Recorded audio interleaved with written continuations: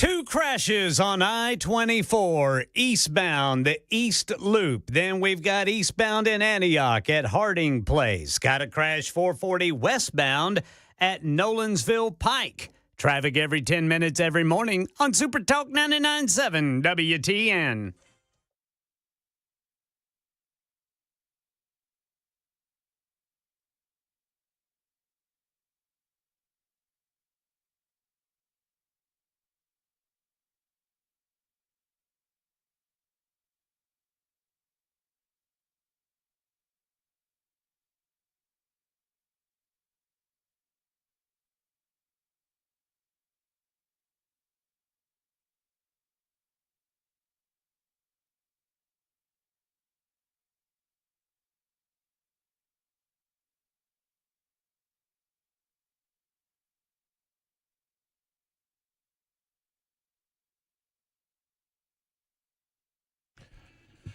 Yes, indeed. It is The Drive. No Brian Wilson today. Matt Murphy in for Brian, 3 to 7, as I am these Mondays and Fridays. Before we wish Brian a happy retirement coming up on December 24th. Thank you for being around with us on this Friday, the 13th.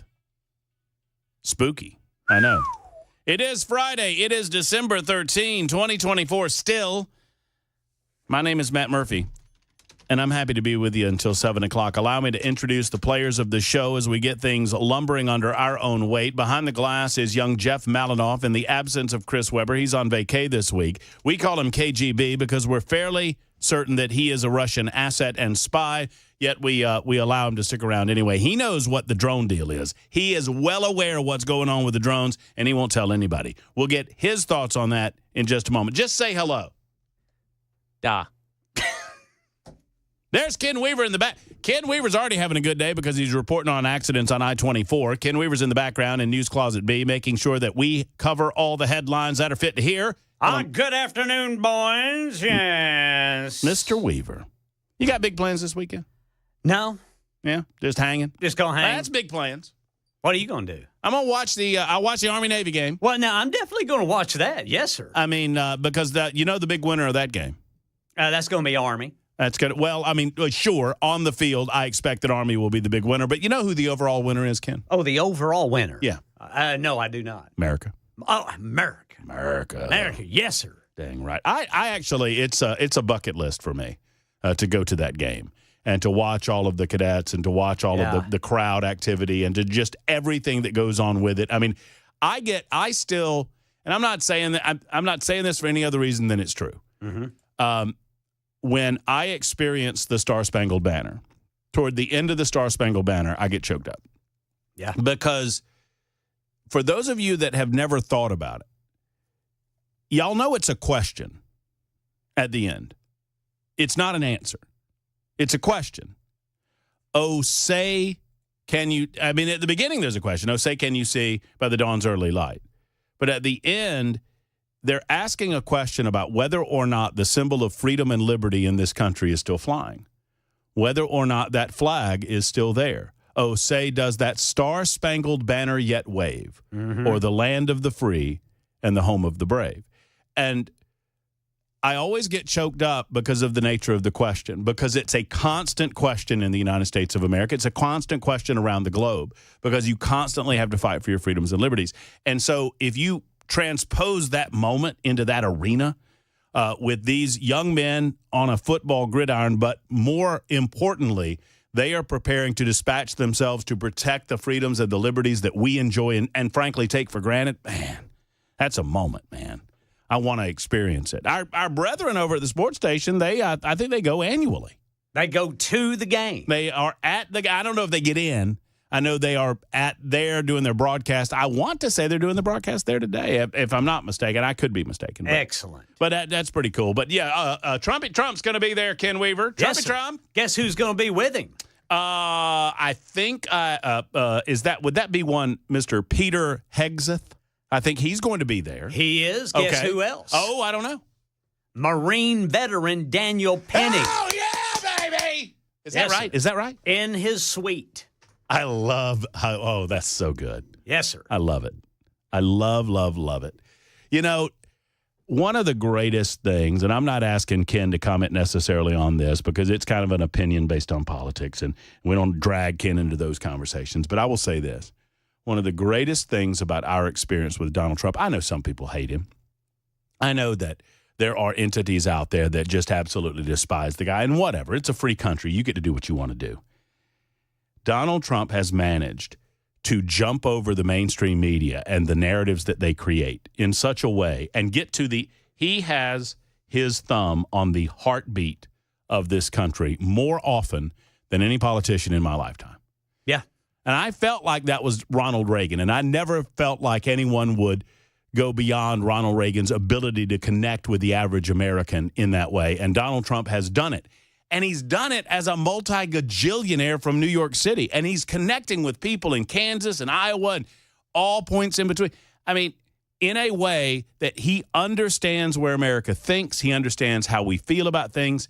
And he's not trying to hurt anyone's feelings. He's just telling you where he is at on these issues. And he just puts his thumb on the pulse of America. And that is a testimony to it. I mean, because 9 out of 10 Americans, 99 out of 100 Americans, I mean, forget the fringe elements. They understand what Daniel Penny did was not only right, it was magnanimous, and it was good. He was acting as a good Samaritan.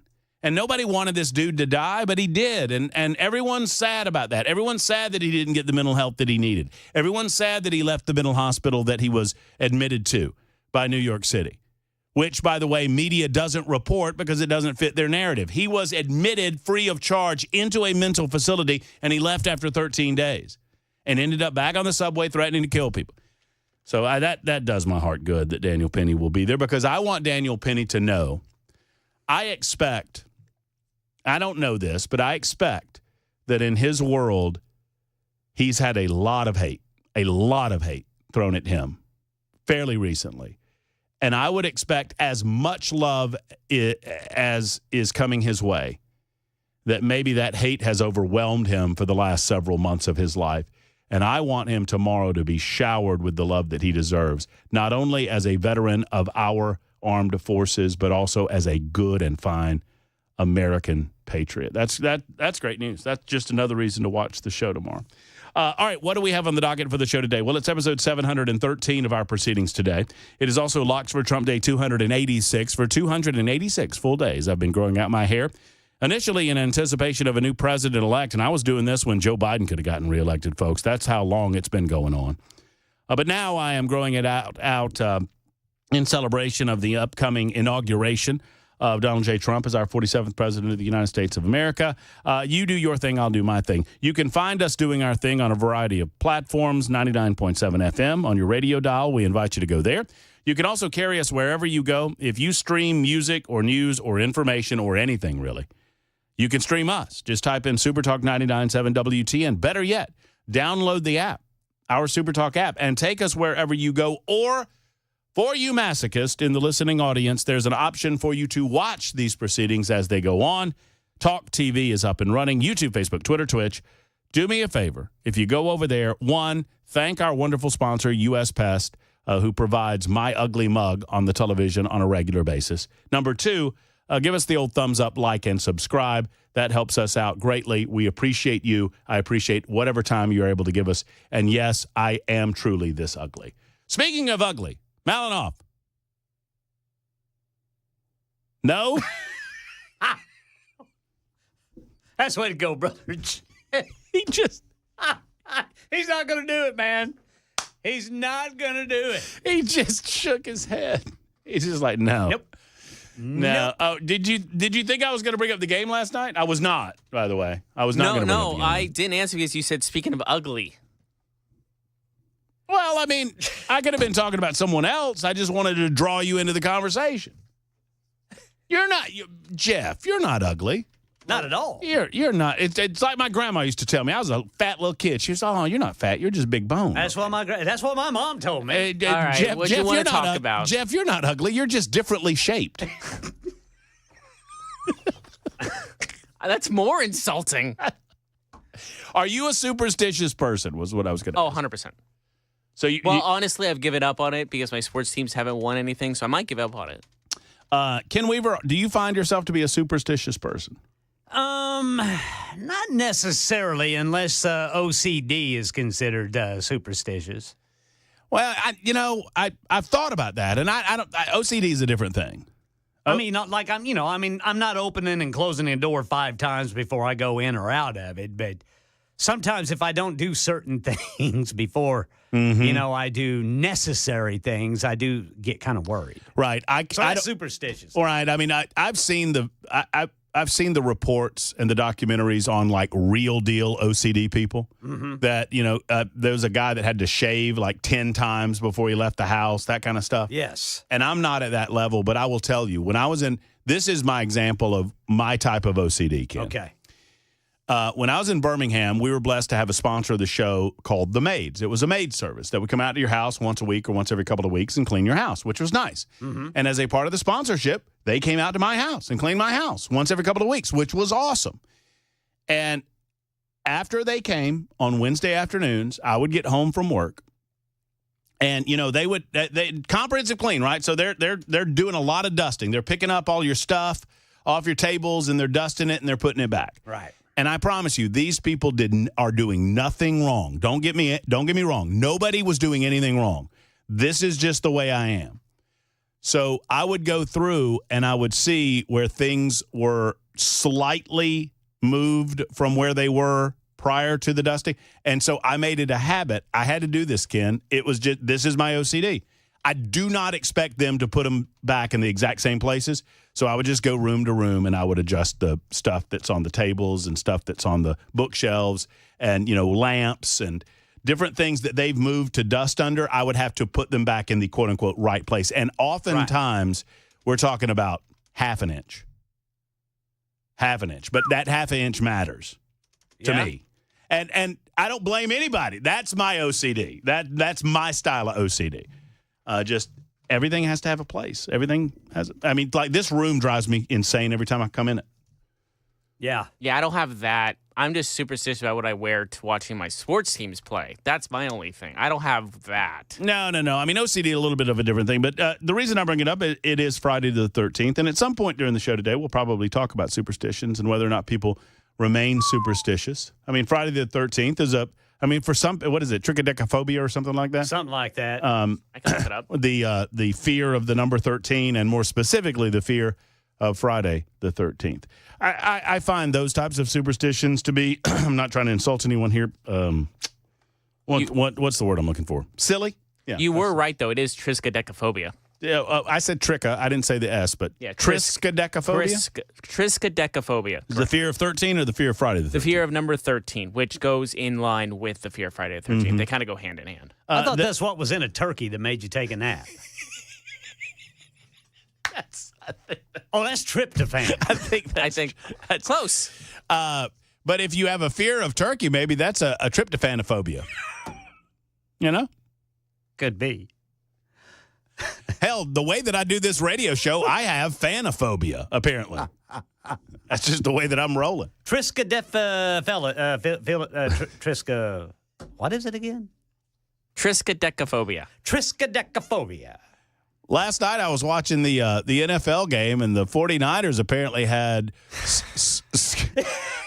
scored a touchdown-ophobia. This isn't a sports show. I am not going to go on the rant. I already ranted to Ken Weaver this afternoon. Ken got the brunt of it. I just can't help myself. I know. It's tough to watch. You have such a cute, innocent face that I can't help it. It's tough to watch, man. This team, the last time they won a Super Bowl, I wasn't born yet. And I feel like I am we're talking about superstitions. I am a curse to the San Francisco 49ers. It's all your fault. It is, 100%. Sure. I did watch a football game behind a couch one time. Football.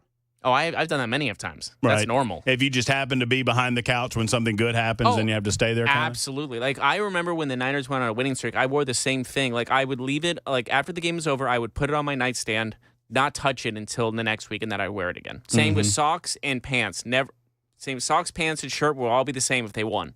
I watched the entire college football regular season inside a bottle. It was rough for old Sooners, wasn't it, Ken? Yeah, it had the word Jack on it. I was about to say, what kind of bottle would that have been? Well, hey, you beat Bama. That's good. So the consolation prize? The You know world- what? That good feeling went away the very next week. The world thanks you, Ken. The non-Roll Tide world thanks you. Well, look, let's on to the subject matter of the day. The media seems to have truthophobia. I mean, they do, because, look, two things. One, the mainstream media completely, non-Fox mainstream media, I should say, completely misreported this FBI J6 story.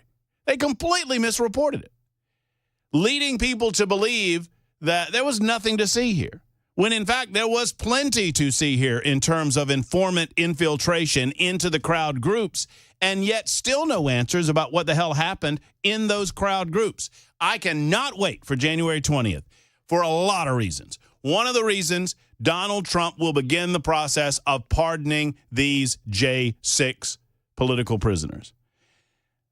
I'm going to talk about the exceptions that I would carve in just a moment. But let me tell you something. There is no J6 prisoner that I can think of that has not served their appropriate time for whatever offense they have committed. Not one. Considering that many of these major metropolitan regions of the world that, Washington, D.C., if you lump them in with the New York Cities and the Philadelphias and the San Franciscos of the world, they're letting out far more hardened criminals for far more egregious offenses than the J6 prisoners. Why? Political ramifications and political reasons. We're going to talk about that just a moment because they completely misreported it yesterday. Secondarily, there's another story of misreporting that I want to get into that you might not have heard about involving an organization called ProPublica, which all of the media is rallying around as this wonderful, esteemed group of true journalists, which is a load of horse hockey. We'll get into that as well. It's 22 after the hour, just getting underway. It's The Drive on Super Talk 99.7 WTN. Happy Friday the 13th.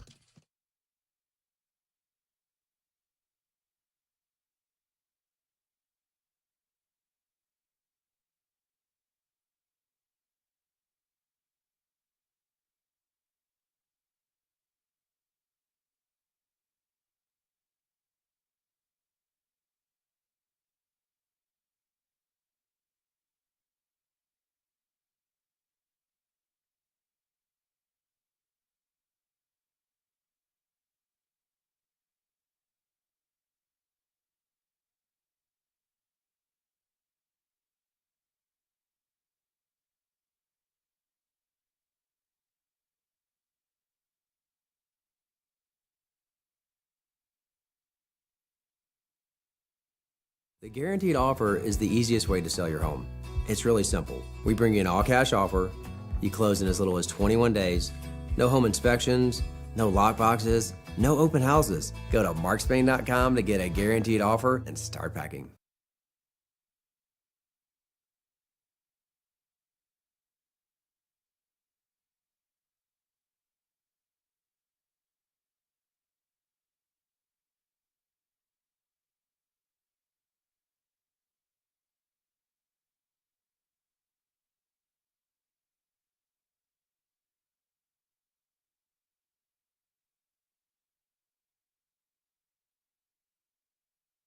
Hey, what's up, guys? It's Matt Murphy in the middle of downtown Franklin, Tennessee. We've talked so much about Savory Spice. I thought, why not show you the place? So let's go on in and see what's popping at Savory Spice. As I've always said, you will smell the spices even before you walk in. I can smell them right here in the doorway. Come on in and let's introduce you to the one and only Holly, who is the owner and proprietor of Savory Spice. Say hey, Holly. Hello, everyone. Now, enough about Holly. Let's talk about spicy and easy products like the incredible taco soup, which, as I said, you put this in a crock pot, you put all the ingredients that it tells you to buy right there, you put the spices in, and it's so easy. So if you don't know what you're doing around the kitchen, it's a perfect way to find your way around the kitchen, as is the Mediterranean dill risotto. Now, for the holidays, pumpkin pie spice. What doesn't it have, Holly? Pumpkin. It doesn't have any pumpkin in it. That's a fun fact for all of you kids out there. Now, if you stop by Savory Spice, either in the Franklin location or at L&L Market, you can get yourself a sample of the dill dip, which is my absolute favorite. Just tell them Matt Murphy sent you to Savory Spice with purchase now. So come by Franklin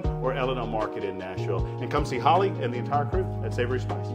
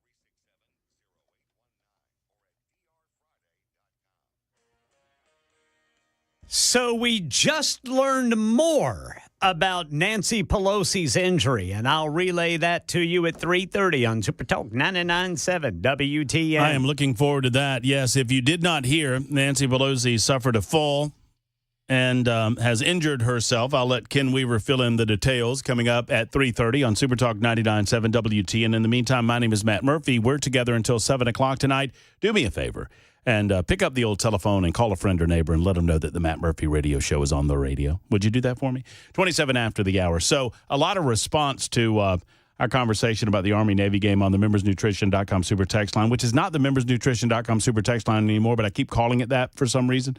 So congratulations to Members Nutrition for being burned in my brain. It is just the Super Talk super text line.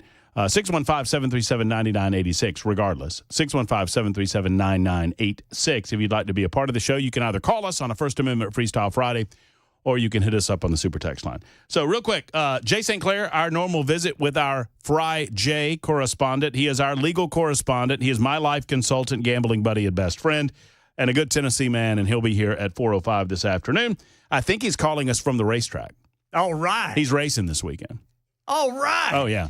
It's well, I don't. It's just track days. I don't think it's an actual race, but he's on the track this weekend, and he said they had inspection going on this afternoon, but he would call us from the track. How about that? That's cool. going to be cool. Maybe he'll rev it up for us. Let's go. Make that happen. Yes. And then Tim Burchett, he's going to rev it up with the UFO talk. Congressman Tim Burchett ain't afraid to talk about UFOs. And is that not? I mean, by the strictest of definitions, Ken, I mean, you're the newsman. That's what we're talking about, right? What's that? These so-called drones. Yes. Over New Jersey and Pennsylvania and New York and Connecticut and Oregon and all over the country. They are, by definition, unidentified flying objects. Yeah, because according to the federal government or the Biden administration, they don't know what they are. That's what they tell us. They just know they're not going to harm us. I loved yesterday, John Kirby. I got the clip. John Kirby going, listen, guys, these are not from a foreign country. These are not from some foreign land. These are not people spying on us. Well, what are they? Well, we have no idea. Well, exactly. That's what he said. I did not spill that milk, Mom. Who did? I have no idea. I don't know. Well, you're the only one here. Well, I don't know what to tell you. It's an unidentified milk object. It was not me. Well, you've got milk on you. I don't know what to tell you. All I know is it wasn't me. Do you know who did it? No. No, that's what we're dealing with, and we'll get into that. But many of you have commented that you have had opportunity. For example, 6211 says, I went to the Army-Navy game back in the 1980s when I was in college. It was at Vets Stadium, actually on Pearl Harbor Day. It was incredible. I bet that it was. And then 2326 says, hey, Matt, my son is a 2020 West Point grad. Way to go, dad or mom. I don't know if you're a dad or mom, but God bless you. And I got to go to the 2019 game, an unreal experience. I bet that it is an unreal experience. And a lot of you are telling me that I don't have OCD. I'm just anal. Okay, that's fine. That's fair, too. I think both can be true. Reminds me of the I'm sort of like, if you ever watched Saturday Night Live in the 1980s when it was good? Yeah. And Phil Hartman. Remember Phil Hartman on SNL, Ken? Yes. My favorite. He did this bit called he did the anal retentive carpenter. Yes. And then he would do like the anal retentive gardener. But the anal retentive carpenter, if you've never seen it, check it out. It will blow, because he can't really build anything because he's constantly cleaning up, and we're going to take those wood chips, we're going to put them in a double ply paper bag. We're going to fold that bag 4 different times, staple it neatly, 1 and 2 and 3 and 4, and dispose of that properly. It's like, what is he doing? That's me. I'm the anal retentive talk show host on Super Talk 99.7 WTN. The time on the wall tells me it's time for news. Well, let's find out what happened to Nancy Pelosi together on Super Talk 99.7 WTN.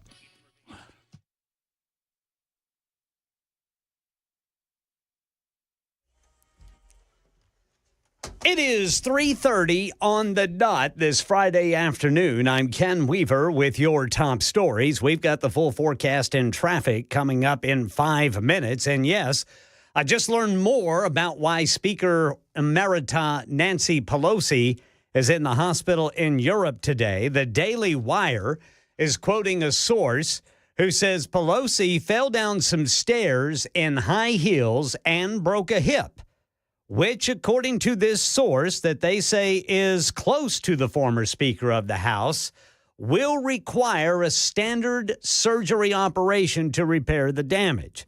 The 84-year-old Congresswoman was attending ceremonies marking the 80th anniversary of the Battle of the Bulge in Luxembourg. McKinsey and Company agreeing to pay $650 million for conspiring with Purdue Pharma to boost opioid sales.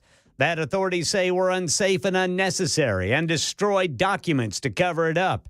It's the first time a management consulting company has been held criminally responsible for its advice in the opioid crisis.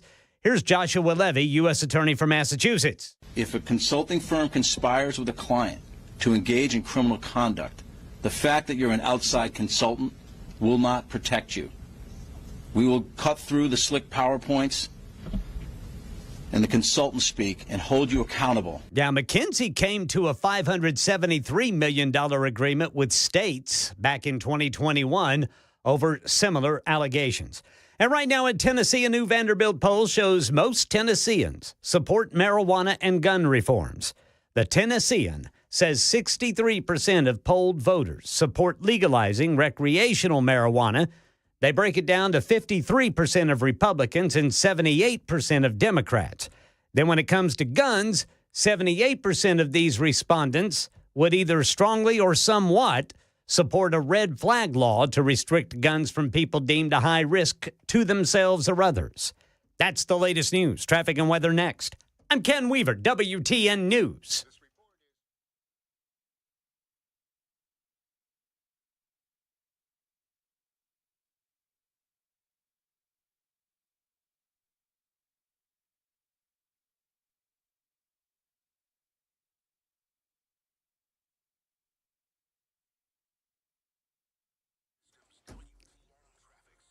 What do you say we start with the crashes on I-24? Downtown, the right shoulder is blocked right there at Shelby Avenue. Then 24 eastbound in Antioch, still got the crash there reported by police at Harding Place.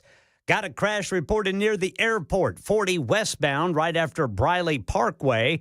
And then 440 westbound at Nolensville Pike. Traffic every 10 minutes every morning on Super Talk 99.7 WTN.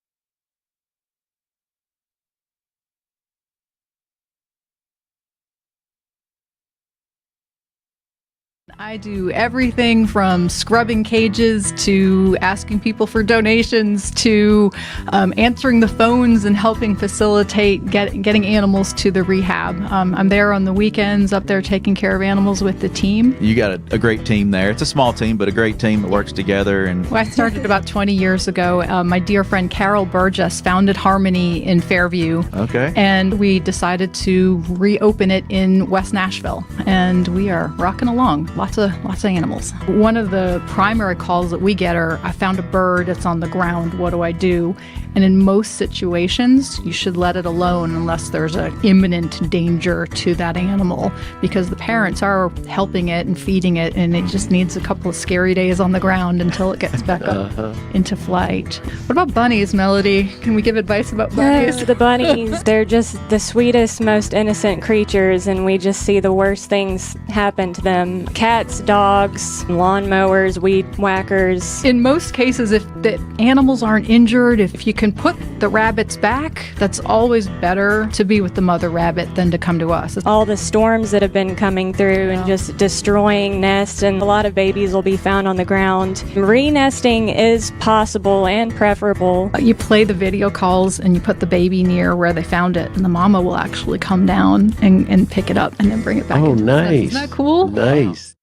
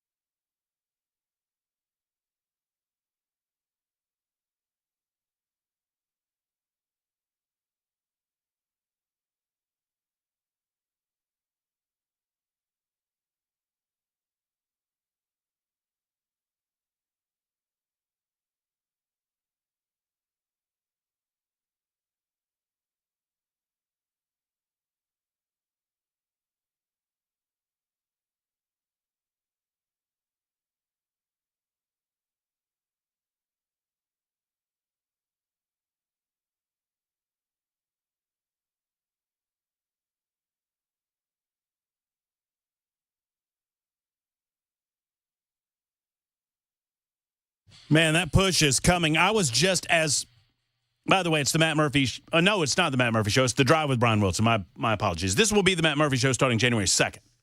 I like that music, by the way. Get you going. Malinoff did something correct. Let's let it go, brother Jeff. Wait, I was applauding you. What? I was saying good job. For once, apparently. No. I didn't say for once. I said Malinoff did something correct. That's good stuff. I'm pretty sure he said for once. Am I wrong on that? I said you did something good. Congratulations. Ken, didn't he say for once? I thought I heard a for once. I don't know. We'll go back. We'll check the tape. We'll do the We'll news, check the boys. cassette tape. I love. I'm just here for the news, guys. I don't know what you're doing. All right. So I love as I was listening to Bill Lee pitch his new education scholarship proposal. By the way, I am not on record as supporting this proposal. I just want to make sure that everyone knows that. I support the general concept, but I've not read the bill. I will need to read the bill before I could possibly support the proposal, because that's what I would do. But I'm listening to Bill Lee, and as I'm listening to Bill Lee talk about they are asking for an initial conversation with Tennessee voters about the possibility of this passing this next legislative session, and it seems to me that some of the concerns between the Senate and the House of Representatives have been ironed out. And as I was listening to Bill Lee, I was simultaneously writing a response to a former good friend of mine, John Harris. John Harris, who is the head of the Tennessee Firearms Association, who doesn't like me anymore because we had a disagreement about something. And I'm willing to talk to anybody about anything at any time. I regularly put my cell phone number out in public. I'm willing to talk to you. That is not to suggest that I'm going to answer the phone every time you call it, but I'm willing to talk to anyone about any subject at any time, even if you disagree with me about said subject. John and I disagreed about the possibility of red flag law legislation coming up during that special session from last year. And I felt like John was being disingenuous with the people he was talking to, and I expressed that to him, and he got mad at me, and now he won't talk to me anymore. But I love John Harris. I love what he does for the Second Amendment. I love what he does with the Tennessee Firearms Association. So I have no issue with John. John apparently has an issue with me. All of that to say, John apparently has issue with the school choice legislation. And I was reading some of the issues that he had with it. This is something that we're going to flesh out over the next month or so in anticipation of the General Assembly coming back into session in January. Because I am genuinely curious about some of the concerns that our conservative audience has about this plan, which would take scholarship monies and divide it. I think the first 10,000 scholarship go to lower income families, and then it opens up to any family applying for the scholarship to move their children out of what would presumably be a failing public school opportunity into a better opportunity for their family and their children. This is attempting to break down the barrier of inability to pay for private education if public education is failing you. Now, I understand that there is a very strong argument to make that you ought to be concentrating your efforts on finding solutions for the public education system as opposed to funneling people back to the private education system, and I understand that concern. I further understand that it's a concern that the government possibly could get more involved in the private educational opportunities that are presented to Tennessee students and parents, and that they could take over more governmental control. That's also a concern, and a concern that I've expressed to many lawmakers who have appeared on this show. But I just want, without necessarily getting into it today, I want to make sure that my conservative listeners know, and John Harris, if you're out there, I want you to know, and anyone else, all comers are welcome. I want to hear all aspects and all angles and all concerns and all arguments. I want to put it all on the table. That is the way that the people of the state of Tennessee are going to learn. That's the way that we're going to come to our own individual decisions. And by the way, the one finger wag that I would offer on this, friends can disagree on political issues and remain friends. And it feels to me that some of the most, I call them the 100%ers, right? I call them the 100%ers. That if I say something and you agree with it, oh, we love Murphy, and I say something else and you agree with it, oh, Murphy's awesome, and then I say 28 different things that you agree with, Murphy is the best, and if I say one thing that you disagree with, Murphy's horrible, Murphy's awful, we hate Murphy, Murphy's gross, Murphy needs to die. Like, what are you doing? That's not what the founding fathers believed in. I mean, that is dictatorial or authoritarian type thinking. That no one gets to have it. If you have a difference of opinion on a certain subject, that makes you a bad person. And that I'm going to resort to ad hominem attacks, which, by the way, as an aside, is something I felt like John Harris did to me. But whatever. I don't hate on him. I love on him because I don't do that to other people. And I don't think that reasonable societies do that to one another, especially if you are in concert with one another. I mean, we've got real enemies out there. Those are the socialists. The last thing we need to be doing is subdividing ourselves and creating enemy groups where they don't exist. So if we disagree on anything, that doesn't mean I hate on you. I don't. It's not personal. Now, do I think I'm right? Of course I think I'm right. Why would I espouse a viewpoint that I don't think is right? And if you disagree, I'm going to try to convince you that I'm right and you're wrong. There's nothing wrong with that either. So all of that to say, this conversation is coming up, and it's going to come up quicker than you think, and there are concerns on the part of conservatives, and there are concerns. Obviously, liberals don't want to change anything. Liberals don't really care about educating your children. They don't. Liberals just want the money to continue to flow. They want no accountability. They want the teachers to be immune from accountability because many of the teachers are great. Some of them are bad. They want the administrations free of accountability. They don't want anybody looking into Metro Nashville and figuring out what's going on there, right? So liberals don't want to change anything, and they're going to be against any of this that would break the back of the monopoly that the public school system has on so many children in this state and in this country. Now, if you ask me, if you want to know where Matt Murphy's coming from, let me freak you out a little bit. Where does it say that it's the government's job to educate anybody? I'll wait. Where does it say that it's the government's job to educate any of your kids? I didn't have them. Why is my money going to educate your children in public schools? Now, if you want to have a real freak out, let's have that conversation. Because I could make an argument that it is not the job of the government, whether it's the federal government, the state, or local communities, to educate any of your kids. If you want to talk about real conservative government, if you want to talk about real government serves best that serves least, that's what we ought to be talking about. In the meantime, let's talk to Wayne in Cookeville. He's been waiting too long. Wayne, what's going on, brother? Hello there. Hey, Can Wayne. you hear me all right? I'm great. I can hear you fine. I thought you were going to ask me how I was, and I jumped on that answer. I apologize, Wayne. I hear you good. Everybody asks you that. You're doing fine. I know that. Thank you, Wayne. Congratulations on your new gig. Thank you, Wayne. I think that you'll do a good job at it. I appreciate that. I have two things. One of them was you were talking about those big healthcare companies yesterday and how the world said they were evil. And, you know, when they were talking about that CEO that got killed. Yes, sir. Brian Thompson. Yes.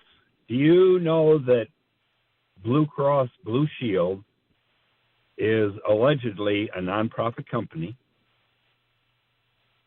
and that at the end of the year, if they cheat us, because I have Blue Cross, if they cheat us on enough claims and they have $10 million left over, they give their CEO a $10 million bonus so that they get to still stay nonprofit. Instead of them spreading it out for their employees or reducing our premiums, he gets a big bonus. Isn't that heartbreaking?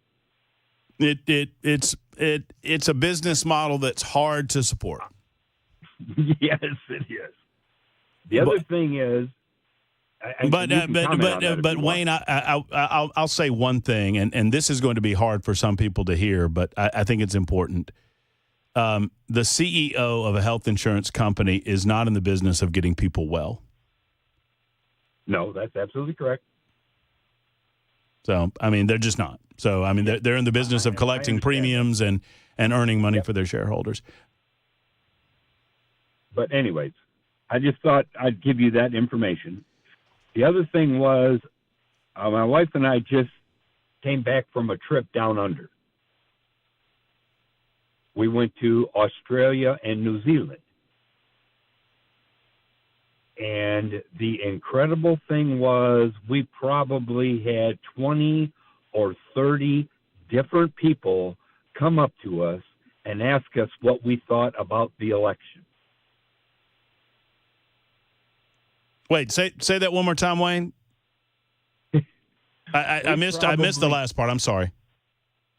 We probably had 20 or 30 people come up to us that we didn't know. Cab drivers, restaurant workers, store workers, just people on the street that would talk to us and knew we were from America. And ask us what we thought about the election. What'd you tell them, Wayne? We were ecstatic. And how did they respond? And they were ecstatic. Those people over there love Trump. I'm telling you. In both countries. Many, but you're right, Wayne, and I'm sorry I have to cut you off, but I got to run to a break. You are absolutely 100% correct. There are far more people and far more nations and far more leaders of those nations that love a Donald Trump presidency than even they would admit, because a strong America means a stronger world and a stronger world economy. It's 51 after the hour on Super Talk.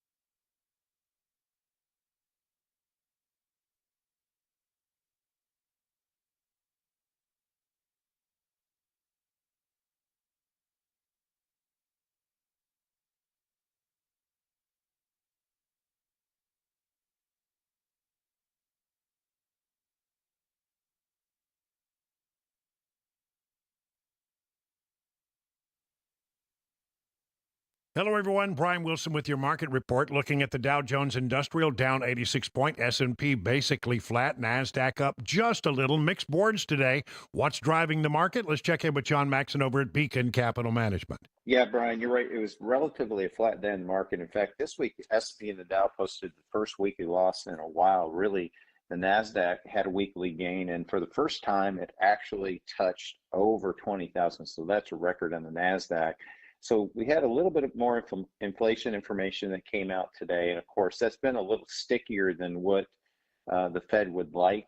So we're going to see what happens. Widely expected that there's going to be a rate cut this next week, but they're going to be watching inflation really closely. That comes Wednesday of next week. We're also going to get manufacturing, retail sales, a lot of information about inflation income. So a really important week next week and a rate decision, but a flat market today. Thank you, John. And to find out all the things that Beacon can do to help you get ready for your retirement, just go to their website, askbeaconnow.com.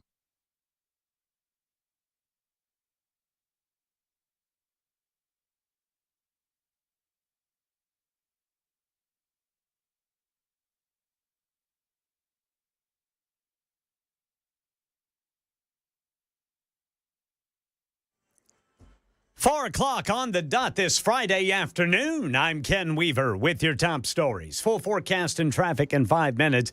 New reporting by the Daily Wire says Speaker Emerita Nancy Pelosi broke a hip after falling down some stairs during an official event in Europe today. The Daily Wire, citing a source it says is close to Pelosi, saying it will require standard surgical procedures to repair. Pelosi's office says she was hospitalized in Luxembourg for an injury during an event marking the 80th anniversary of the Battle of the Bulge.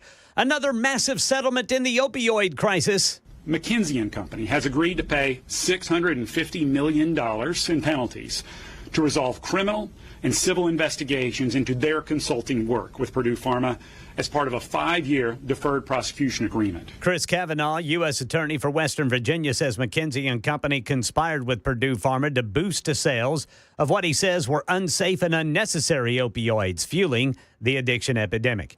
Here in Tennessee, a new Vanderbilt poll is out. The Tennessean says the poll claims that a majority of voters polled support marijuana and gun reforms. 63% supporting legalizing recreational marijuana, 53% of whom are Republicans, 78% Democrats.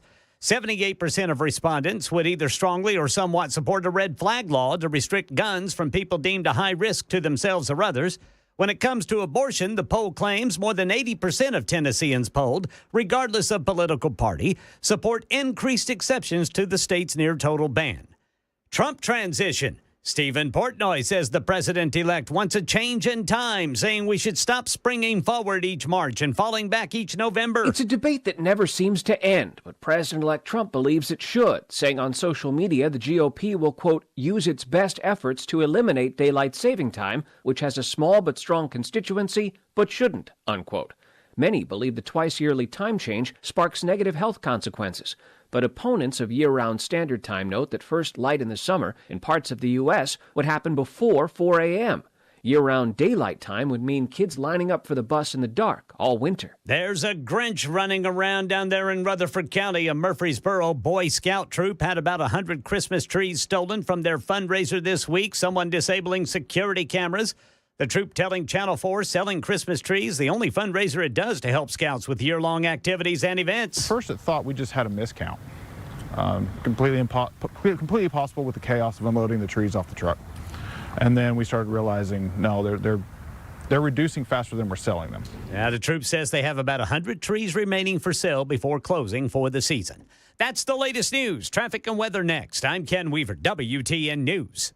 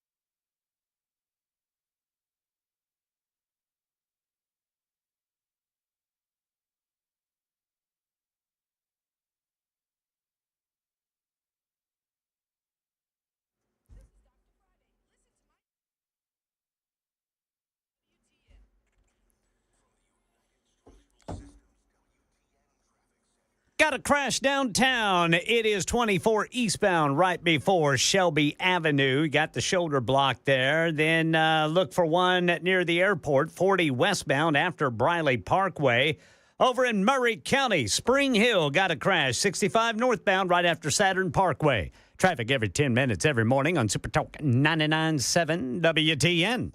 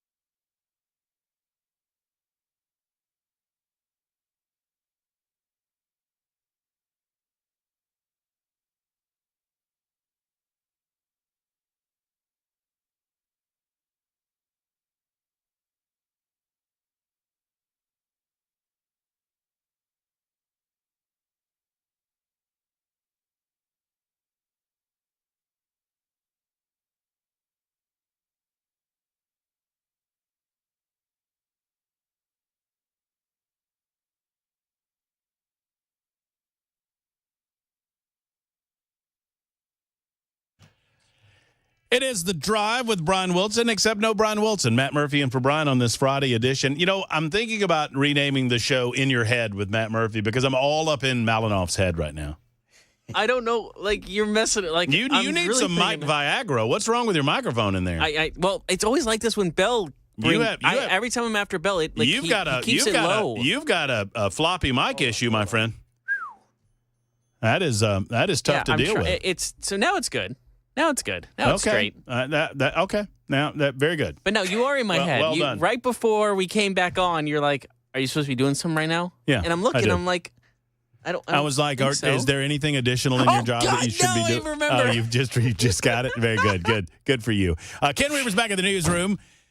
He's enjoying himself. Ken Weaver's doing everything he's supposed to be doing right now. He's checking it. He's got traffic on the mind. He's got maybe some weather on the mind. He's got news on the mind. I mean, I've got you covered. I just saw a critic, Ken. On the super text line. You want to hear the criticism? This is pretty funny, though. Let's hear it. 2660 says, "Is there any other news instead of Nancy Pelosi?" Well, look. Pelosi's a former Speaker of the House. That is pretty big that she has fallen and she could not get up and she's broken things. And how, Ken, forgive me for not knowing, she's in her 80s, right? She is 84 years old. Okay, so, I mean, anytime somebody's that age and they take a spill like that, that's a big deal. And, you know, love her or hate her, and I don't love her. So you can kind of figure out where I'm at on that equation. You know, it is what it is. It is what it is, brother. Yeah. No truer words have ever been said. You know what? I hate the fact that the first time I remember hearing those words, and actually I like this guy now. Yeah. I heard Nick Saban say it. and he said it so much like that. He's like, look, it is what it is. And I'm like, wow, that's true. It is what it is. It ain't what it ain't. It ain't what it ain't. And it ain't what it is. It is what it is. Or is you not my constituency? Or is you not my constituency? We're not one at a time in here. We're mass communicating. Yes, sir. Shake a leg, Junior. Good thing your mama died giving you birth. Should have seen you, should have died of shame. I know somebody that wants to get in on this conversation because he loves Oh Brother, Where Art Thou just about as much as we do, Ken. And there's probably only one movie that I think St. Clair can quote more than Oh Brother, Where Art Thou? And that is the fabulous feature film Cool Hand Luke. Let's get him in here. It is time on this Friday edition at 4:10 for Friday. Hello. Yeah, it's Friday. Time for our man, Jay St. Clair. He is our legal correspondent, a good Tennessee man. He's my life consultant, my golfing partner, my gambling buddy, and my best friend. And he joins us this afternoon to talk all matters of the law and maybe some Christmas holiday stuff. Who knows? Who knows? Jay, good afternoon. Hey, buddy. Jay, I've got a question for you. Yes, sir. How are you?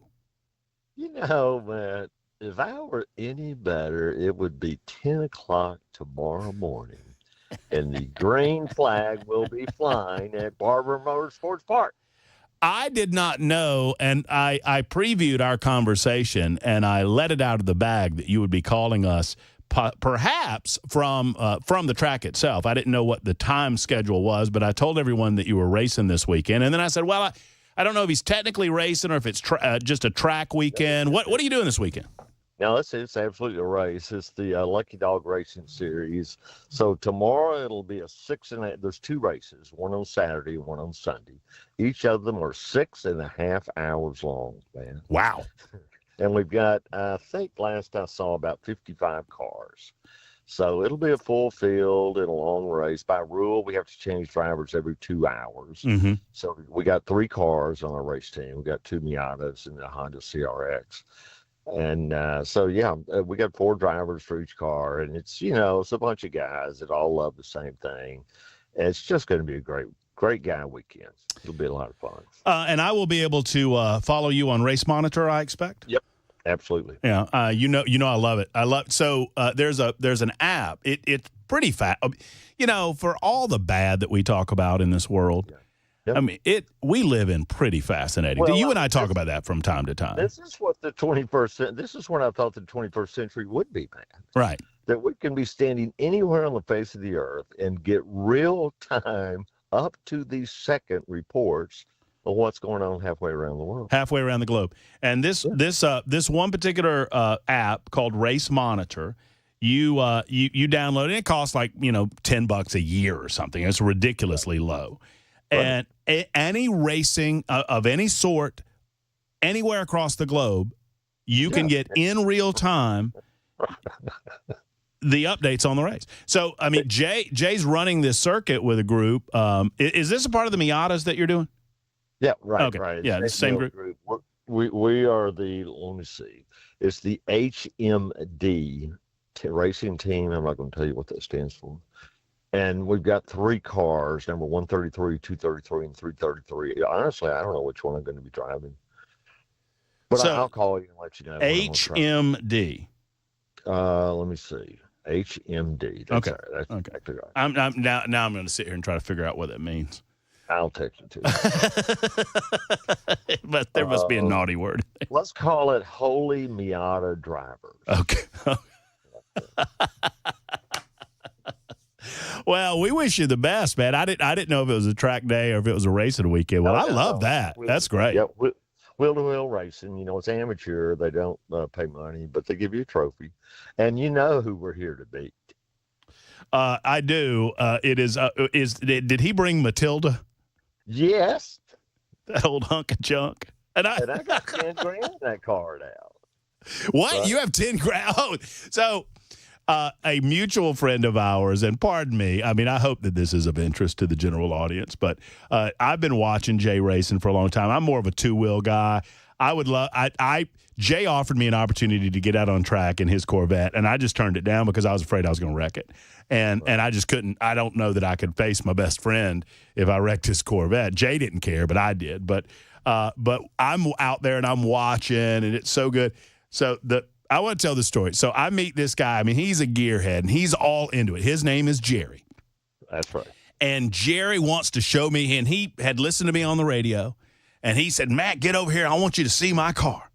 And he's so proud of this car. Piece of junk. And it is. It's a piece. It's a hunk of metal, man. And when he's proud of it, he's showing it off, and he's potting the hoods up, and he's showing me the engine. He's showing me all this stuff. And about 5 minutes, I noticed right as he started, there was a bolt out of the engine. And so I kind of let him talk himself out, which is hard for Jerry. And I said, well, what's that, Jerry? And his eyes got real wide. Oh, he didn't realize there was a bolt out of the engine. Wait a minute, how'd you get 10 grand in it? Because did you back it into a fence, Jay? Yeah, no, that's when I wrecked it, and so I told him I'd fix it. Well, y'all, what's their number? That you just text it to me. I need to monitor. I don't know the number, but the name of the team is Dirty Air. Mm-hmm. I can't remember what, but they when you go on the app, okay, they'll have both the team name and the car number. All right. He's got just the one car. We've got 3. So just look for Dirty Air. Ladies and gents, if you have any legal questions whatsoever, you can get them in 615-737-9986.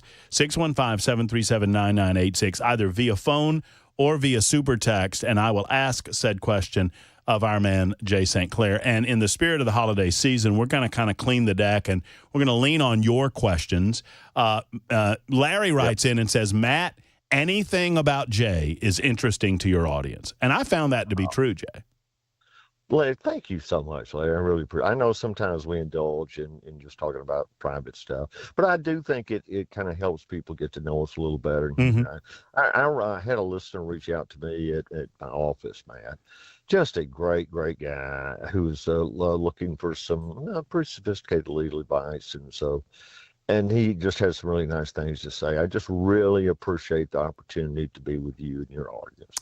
You know how much I love Middle Tennessee. I mean, you know. Oh, well, no. Look, I knew and saw your love for Middle Tennessee well before I moved here. I mean, when I came up and the funeral of your brother, and I got a chance to. That's the only funeral you've been to where the final song that was played was Rocky Top.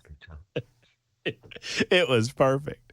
I think I could tell this story. I think you'll appreciate it because Jay didn't know I was coming, and his brother passed away, and I just wanted to support a man that I consider my brother, Jay St. Clair. And so I drove up, unbeknownst to Jay, and he was sitting in the front of the chapel, and I kind of got in on the back. And as Jay was walking out, he saw me, and we got a chance to talk outside, and then we went to the graveside. And at some point, they played a song that seemed to be like a self-recorded kind of a. I'm sure it was. Yeah, and I remember asking you, and I think I have this right. I was like, Jay, was that your brother? And Jay, didn't you say no? I don't know who that was. I don't. To this day, I don't know who that was. I should have asked my sister, but I'll be honest with you, I really didn't want to know. I think it's better if we don't. I think it's better if we don't. I like to think it was Robert Plant. Who recorded this for my brother. Right, just for your brother, for his ceremony. Well, we're getting some questions in already, and obviously we're going to get to them. I'll tell you what we'll do. Let's take a short time out before we get to any questions. We'll get to David on the phone lines first. If you have any questions for Jay St. Clair of any legal matter whatsoever, or really anything on your mind during this holiday season show, 615-737-9986. It is The Drive on Super Talk 99.7 WTN and Fry-J.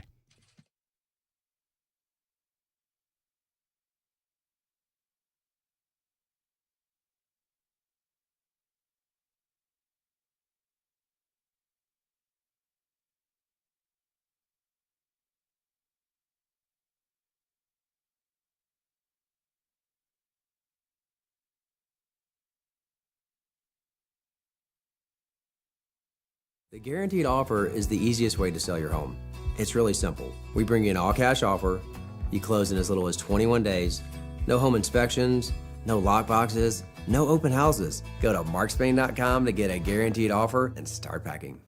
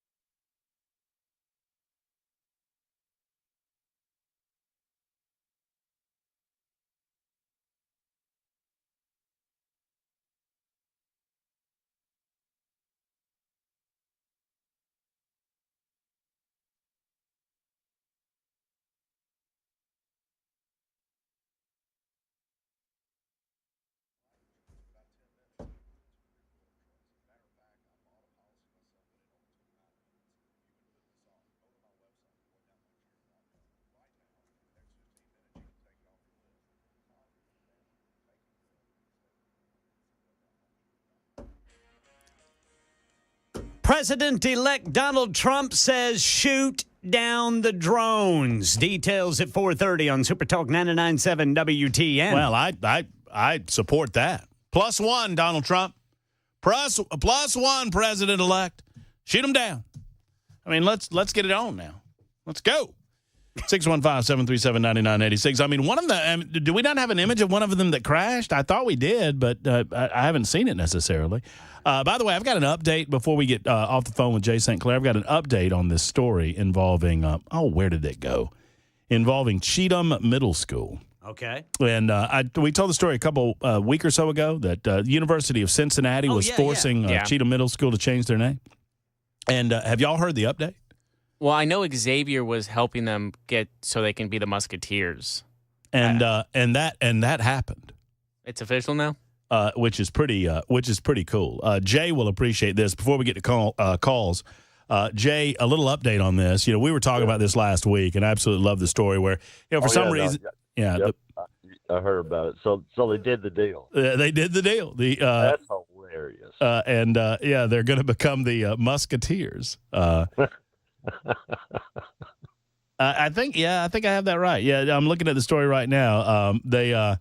Our meetings with Xavier, they want to hear the students of Cheatham Middle School. What is their background, where they're going, where they've been. It's quickly become the reason why they chose them. So Xavier reached out. I mean, they really, it wasn't just a publicity stunt. They reached out to Cheatham Middle School. And if you didn't hear the story, Cheatham Middle School, they were the Bearcats. They were kind of using the University of Cincinnati logo.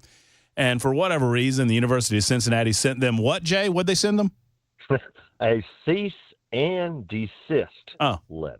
Oh, right. Not just a cease letter. Oh, no. No, not just a desist letter. Both. You can only charge half for that. And now Xavier, which is in Cincinnati, came out, and their publicity firm came out and said, listen, if they don't want y'all to be the Bearcats, y'all can be the Musketeers. And as a matter of fact, we'll pay to change your logo free of charge. And it's all good, Cheatham County. And I think they've done so. That's pretty cool. Whoever thought of that has a big Christmas bonus coming. That's good stuff. Okay, Jay, let's get to a few calls. Let's get to David first up in Nashville with a question for our legal correspondent, Jay St. Clair. You're on, David. What's going on? Well, off topic a bit, but the HMD has to be men of refined culture and adventure has to be hold my drink. That's all it can be. Hold my drink. Jay, I got people guessing what the HMD stands for. Well, I got to be careful here, but you are real close. Yeah, that's Well, we'll just leave it right there, David. Stop right there. Yeah, what's going on, man? The question I had was about, I don't think since colonial times have kings been able to set his family aside to be absolved of persecution. So how can a president pre-pardon someone from a crime they've not even committed yet? That makes no sense to me. Well, I get it. It doesn't really make good common sense, but it is pretty well grounded in the law. It's a long-standing custom, I guess, in English British law, and I've forgotten that they had a title for it. It's the Royal something of mercy, the Royal Privilege of Mercy. And so it's been a long-standing thing. Now, you're right. Historically, it's almost always been used after a crime has been committed and the person's been sentenced. They're sitting in prison, right? I mean, that's what the king does, is let somebody out of prison. But so that's what it was really. That's when it's most used. But by law, someone does not even have to be charged with a crime to be pardoned. Maybe the most celebrated example of that is when President Ford, Nixon resigned, Ford became president. He pardoned Nixon, even though he had not been charged with any crimes. So it's an odd thing. When this came up, I did a deep dive on it to just try to understand where all this began. And it's odd. It's very unusual, but it is a very broad power. And under the Constitution, the president can pardon someone who actually has not been charged with a crime. Because here's the deal. Here's the deal. Part of it is even if you are acquitted, a perfect example is this poor Marine up in New York City. Oh, yeah. Right? He doesn't need a pardon. The No. jury acquitted him. Think of what he's been through the last few years, Mm-hmm. and think how much he owes the lawyers. And I don't know if you saw this, Matt. This was great. And you'll know the guy years and years ago, a politician got acquitted, and he said, "Well, where do I go now to get my reputation back?" Yeah, Ray Donovan. Yeah, and so somebody put that out on the internet and said, "Well, where does this gentleman go now? To get his life back?" DeSantis tweeted, "Florida." Florida. Which I thought was so. I get it, sir. It feels odd, but that the Constitution grants the president that broad power. Well, I like to see common sense and law intersect, and this time I just didn't see it happening, so I knew there was more to it. You said that so well. I tell my clients a lot of times that 95% of the time, if you just use your good common sense, you can stay out of trouble with the law. 95% of the time that works. But there's just 5% of the time where it doesn't, where the law is counterintuitive, almost nonsensical, and this is in that 5%. Great question and great commentary, David. Jay, you remind me often of that case, and it's one of the pristine examples of how the media publicity, regardless of your guilt or innocence, can destroy someone's reputation, even if they're completely exonerated of a given issue. And it was May of 1987. Raymond Donovan had been appointed by Ronald Reagan to Secretary of Labor. He served as Secretary of Labor under President Reagan until 1985, and then he was accused of some sort of malfeasance, and he was completely exonerated. He was acquitted. A number of jurors openly applauded the verdict when the verdict was read, after which Donovan came out of the courthouse in New York City and said, "Which office do I go to get my reputation back?" Yeah, it's great. And what a great quote. What a great quote. John, and so the Constitution gives the president the power to help people avoid the experience that he had. And it's based on the and I think royal prerogative of mercy. Of mercy. That's exactly right. Yeah. Yep, that's it. Oh, yeah. I love it. All right. Quick timeout, and we'll get to more of your calls momentarily as Jay St. Clair holds court. It's Friday, ladies and gents, on The Drive on Super Talk 99.7 WTN.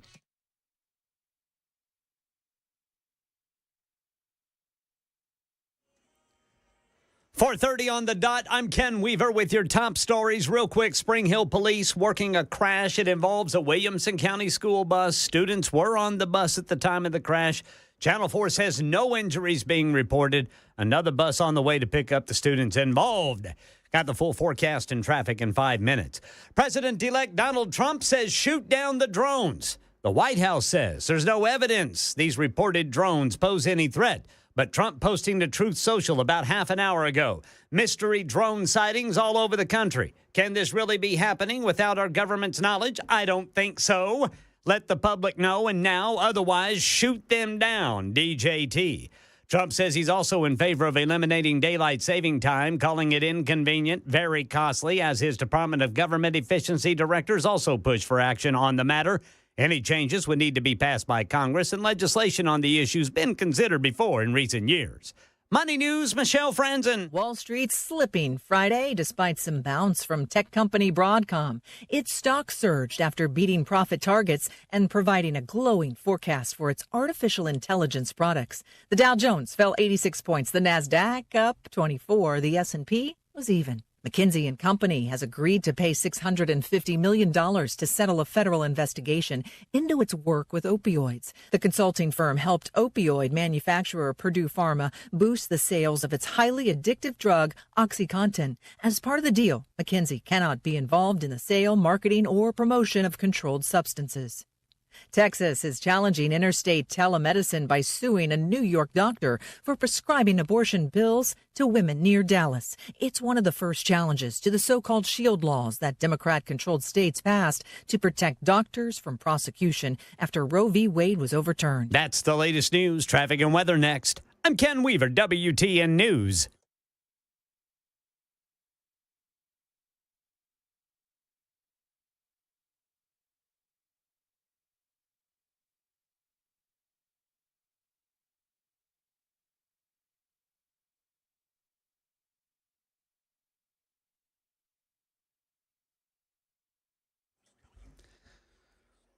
Got a crash 65 southbound right before 40 west. That's the Northwest Loop downtown.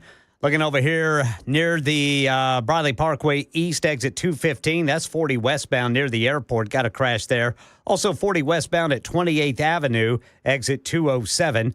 Then in Murray County, got a crash 65 northbound right after Saturn Parkway. Traffic every 10 minutes every morning on Super Talk 99.7 WTN.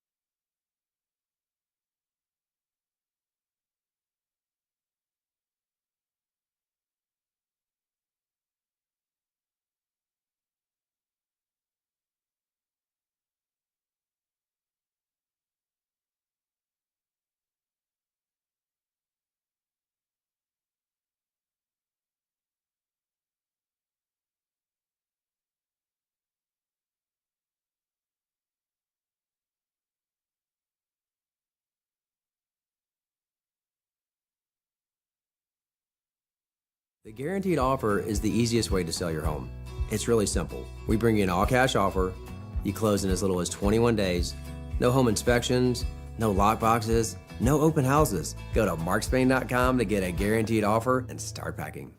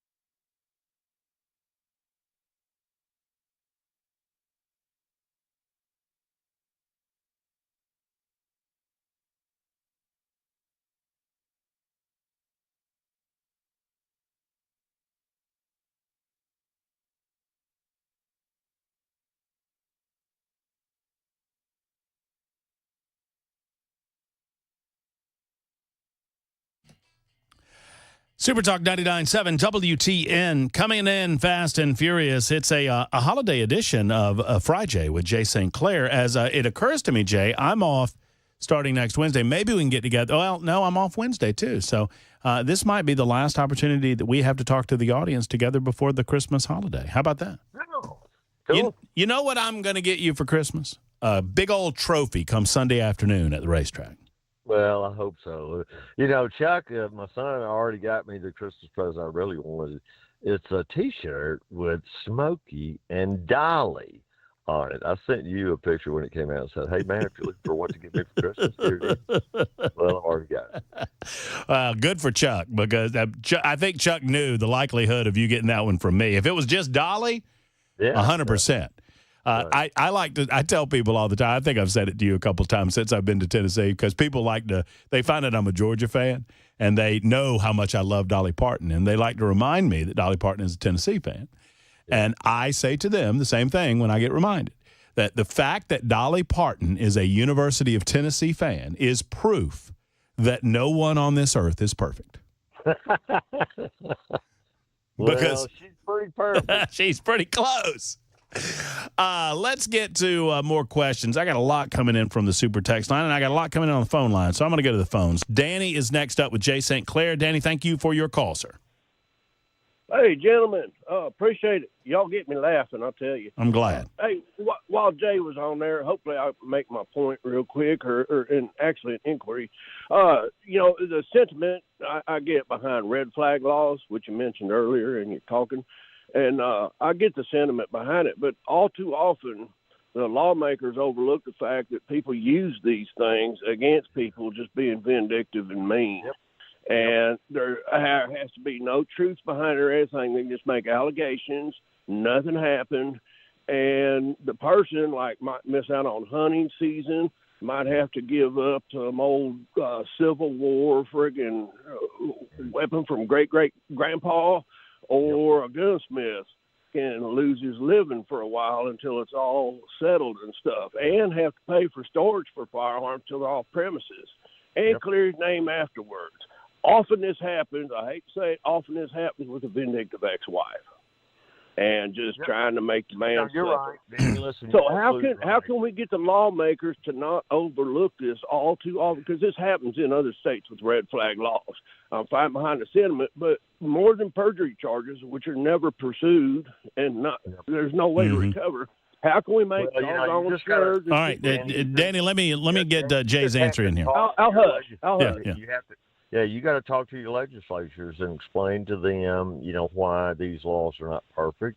I'm going to give it to you straight, Danny. Few laws are perfect. It may be zero laws are perfect. And we're always balancing interest in the law. I tell you, the situation that's funny that you mentioned it, just comes to my mind, are domestic violence orders. In divorces, they absolutely are subject to abuse. Now, there's plenty of times when they are a very good thing. So it's like Lady Justice is always balancing those scales of justice, and she doesn't always get it right, Danny. I mean, you're right. I tell you, the real key to this is the judges, and we have seen in these cases with Trump and others just how much power the judges have. They're the ones that have to sit there and listen to the evidence and decide where the scales of justice should be balanced. So, talk to your legislators, but really pay attention to who get picked as judges. Mm. They got to have the wisdom of Solomon to decide these very difficult issues. They're difficult issues. They're not going to get them right all the time. Well, and I'm sorry to interrupt you, Jay, but Danny, I would say this too. Thank you for the call, and keep calling me. Keep bringing these subjects up. We'll keep pressing on the legislature as well to make sure that they're doing their best to be fair-handed and fair-minded about these types of cases. But because they're so individualized, it's difficult to create that law that applies equitably to every case without some exceptions popping up from time to time. Let's talk to Steve next in Sparta. Hey, Steve, what's going on?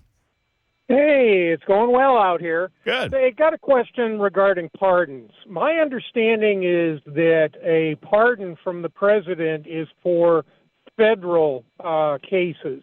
What's You're to exactly say right. a group of us from Tennessee couldn't get together on a class action civil lawsuit against any of these people that have been pardoned to bring about justice?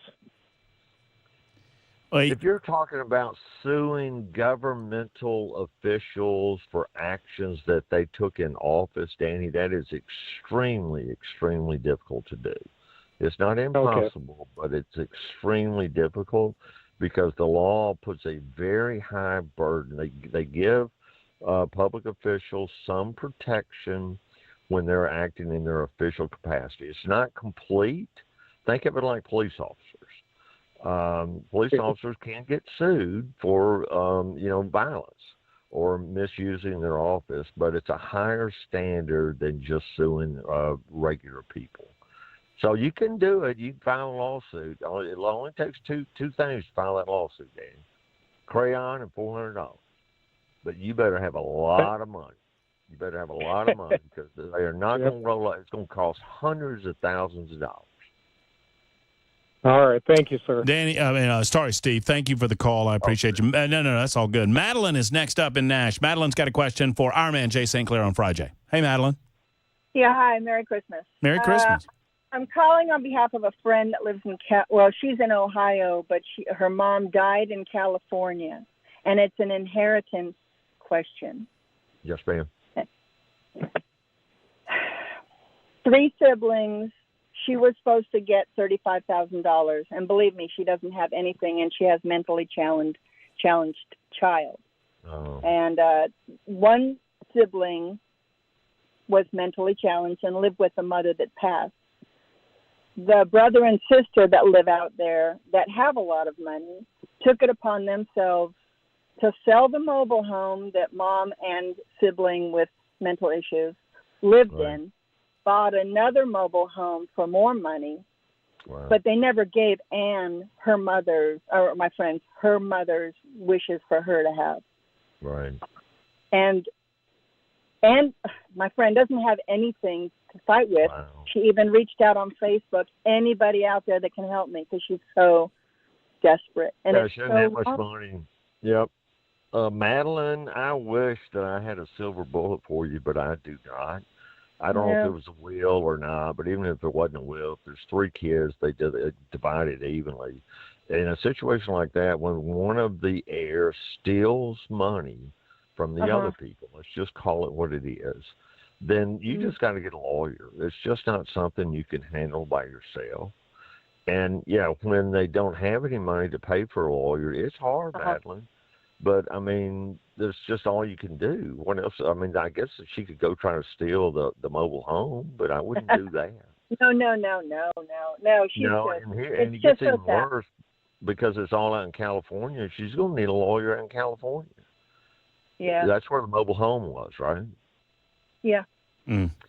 Well, it's just a heartbreaking situation, Madeline, but she can't really make any progress on her own. The only way she's going to be able to do it is to get a lawyer. Now, I'll say this. There are pro bono lawyers, that is, lawyers who will take on cases like this for free. So look for the Legal Aid Society. She tried in California. That. Oh, really? So she's already been to Legal Aid. Yep. Mm. And what did they say? I don't remember because that was probably a year ago, but I'll ask her to try again. Yeah, I would go back again. Her best place to go is Legal Aid. And for whatever reason Legal Aid can't help them, then she can look for other pro bono attorneys, or you can call me at my office, and I will give you some resources in California. Okay, great. Thanks. Madeline, thank you so much for the call, and best of luck, and Merry Christmas to you. All right, let's go rapid fire, Jay, in the few minutes that we have left. My old from Florida, 6887 says, my oldest is graduating high school this year, hopefully. I like that, hopefully. That's funny. Yeah. He does not turn 18 until August. When does he become responsible for himself? Can he or is he emancipated upon graduation? No, graduation doesn't have anything to do with it. It's an age thing, and I'm pretty sure in Tennessee the age majority is 18. Yeah. Whether he's a graduate or not has nothing to do with whether he's emancipated. It's just the age of majority. And I'm pretty sure in Tennessee it's 18. 4055 writes in, Jay, and says, on the issue of pardons and these kind of unilateral preemptive, we're calling them pardons, can the pardoned person go and commit murder? Well, before they're pardoned, they can. They absolutely can. They can be pardoned. Somebody can be pardoned for murder. And there's nothing you can do about that. Well, you cannot unpardon the pardon that. The solution is a political one. Mm-hmm. If Biden willingly, knowingly pardons a murderer, then anybody that would vote for the next Democrat is crazy. Right. But right. He absolutely has the power to pardon murderers. All right. So Brad writes in and says, I have a piece of land I would like to be kept for my children and my grandchildren. What is involved, and can I set up a land trust where it can't be sold? Well, it's very simple. You just write a will. You're not obligated to leave anything to your children or grandchildren. Just write a will. Somebody's going to get that property. And just in the will designate that you're going to give that property to Matt Murphy. Matt really needs some property. I do. That's true. Is it big enough to put a house on? Oh, a good old pole barn, from Stoltzko. Maybe one of them barn dominiums. Yeah. Simplest, easiest way to solve that is just write a will that leaves that property to whoever you want it left to. If it's not your kids or grandkids, just leave it to somebody else. That's the simplest way to do that. John has written in from Gallatin and says, hello, Matt and Jay. I'm writing on behalf of my wife. She's so distraught from this situation. My father-in-law passed away at age 84 on November 30th of this year. I'm sad to hear that. Due to chronic health issues while he was in Centennial Medical Center. As of this writing, we've not received a death certificate. As such, we can't proceed with funeral arrangements or start the process of executing as well. I'm well familiar with that. Due to the long delay getting a death certificate, I don't think we could have an open casket funeral. I'm not sure. I also think there should be some accountability in this situation and perhaps compensation considering stress and anguish that we have suffered. Any help and advice is very much appreciated. Thank you, John. I'd like to talk to him, but they need to give you a death certificate. I would be in touch with the facility where he was when he passed away, if it was at a hospital or something. But if you can't make any progress that way, then we'll get you in touch with a lawyer that can deal with that.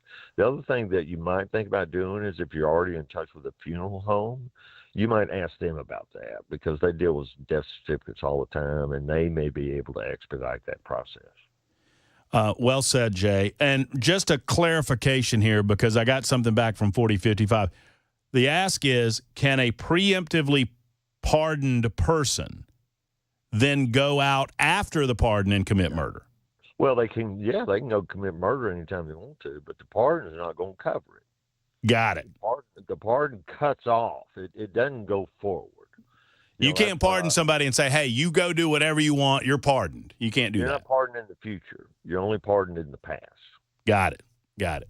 Jay, I wish you well tomorrow morning. I'm going to be watching at 10 a.m. as you crank them up and the green flag flies, my friend. I sure do appreciate it, man. All right. You take care. Have a good weekend. Thanks, sir. All right. Talk to you soon. There's Jay St. Clair. Great session with Jay on this Friday. It is 4:51 on Super Talk.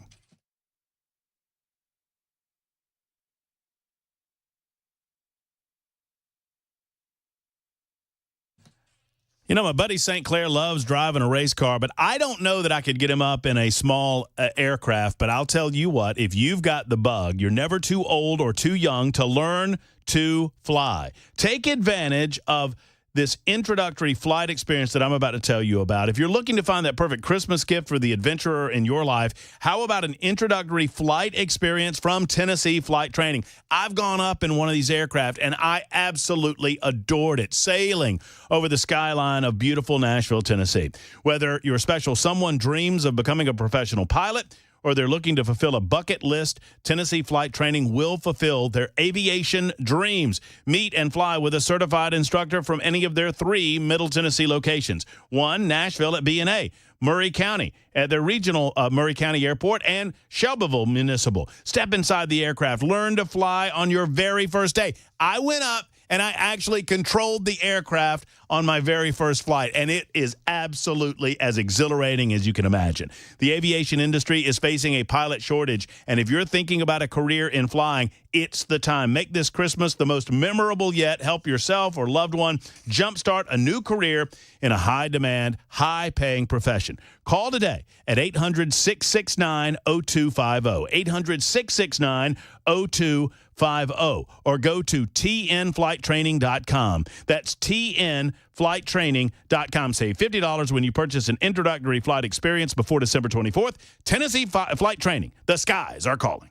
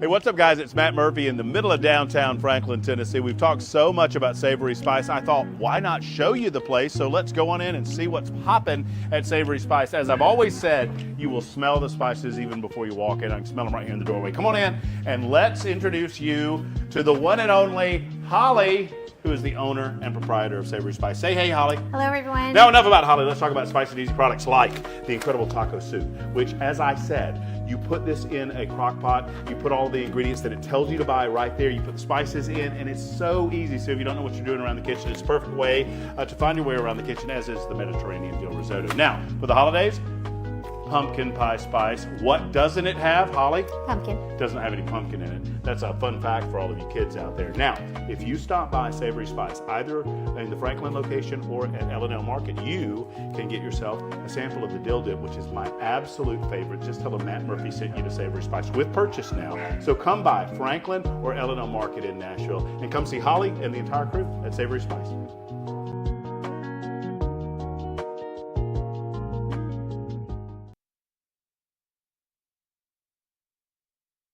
I do everything from scrubbing cages to asking people for donations to answering the phones and helping facilitate getting animals to the rehab. I'm there on the weekends, up there taking care of animals with the team. You got a great team there. It's a small team, but a great team that works together. And Well, I started about 20 years ago. My dear friend Carol Burgess founded Harmony in Fairview. Okay. And we decided to reopen it in West Nashville. And we are rocking along. Lots of animals. One of the primary calls that we get are, I found a bird, it's on the ground, what do I do? And in most situations, you should let it alone unless there's an imminent danger to that animal, because the parents are helping it and feeding it, and it just needs a couple of scary days on the ground until it gets back up into flight. What about bunnies, Melody? Can we give advice about bunnies? The bunnies, they're just the sweetest, most innocent creatures, and we just see the worst things happen to them. Cats, dogs, lawnmowers, weed whackers. In most cases, if the animals aren't injured, if you can put the rabbits back, that's always better to be with the mother rabbit than to come to us. All the storms that have been coming through and just destroying nests, and a lot of babies will be found on the ground. Re-nesting is possible and preferable. You play the video calls and you put the baby near where they found it, and the mama will actually come down and pick it up and then bring it back. Oh, nice. Isn't that cool? Nice.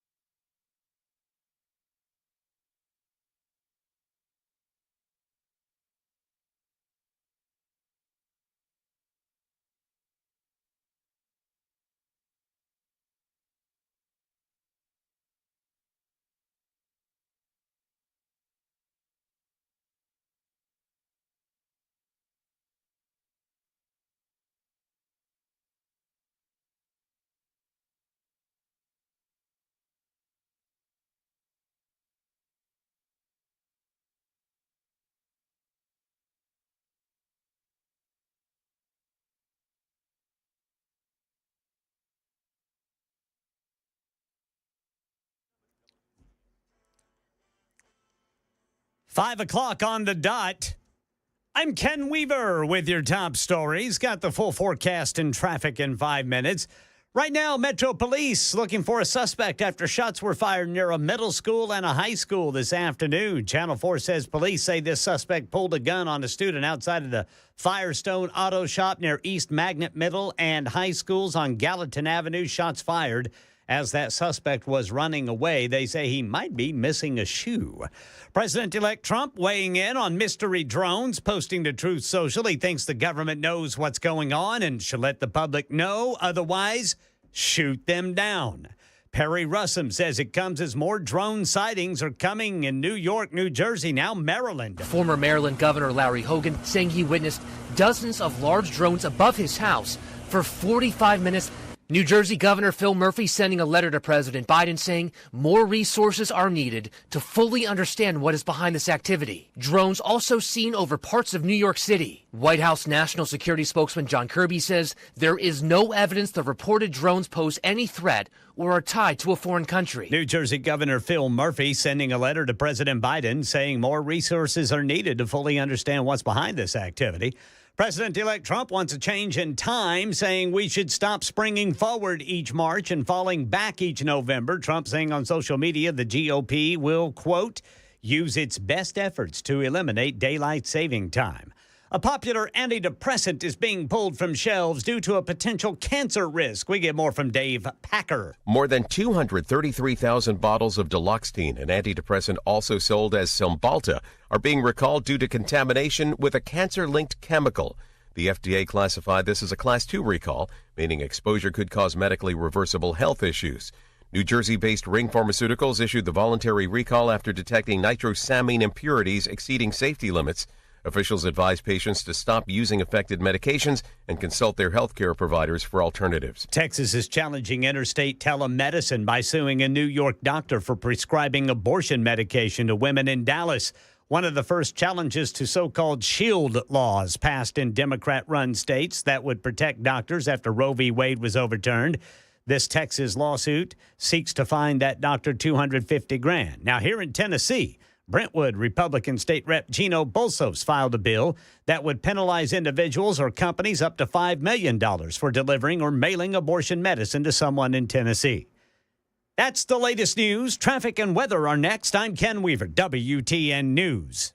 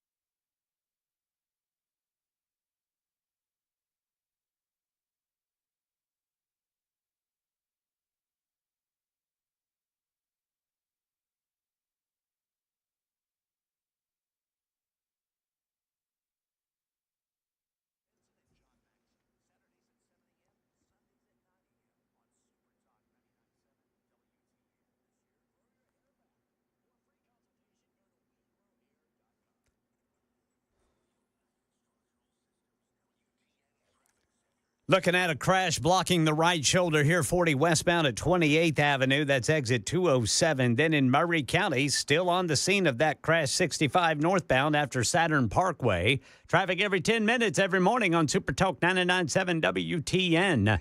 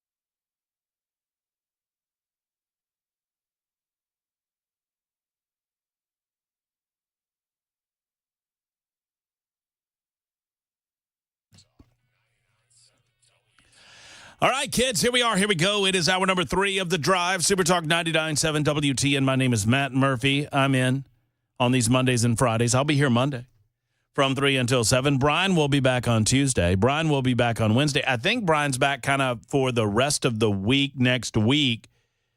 And I think he's here for the couple of days before Christmas because I am out on vacay starting next Wednesday before Christmas, and then on the 26th, I will be permanently. I mean, I know that officially we don't start all of this until January 2nd, so we're kind of giving us the Christmas holiday season, but permanently in this position, 3 to 7. It will not be called The Drive anymore.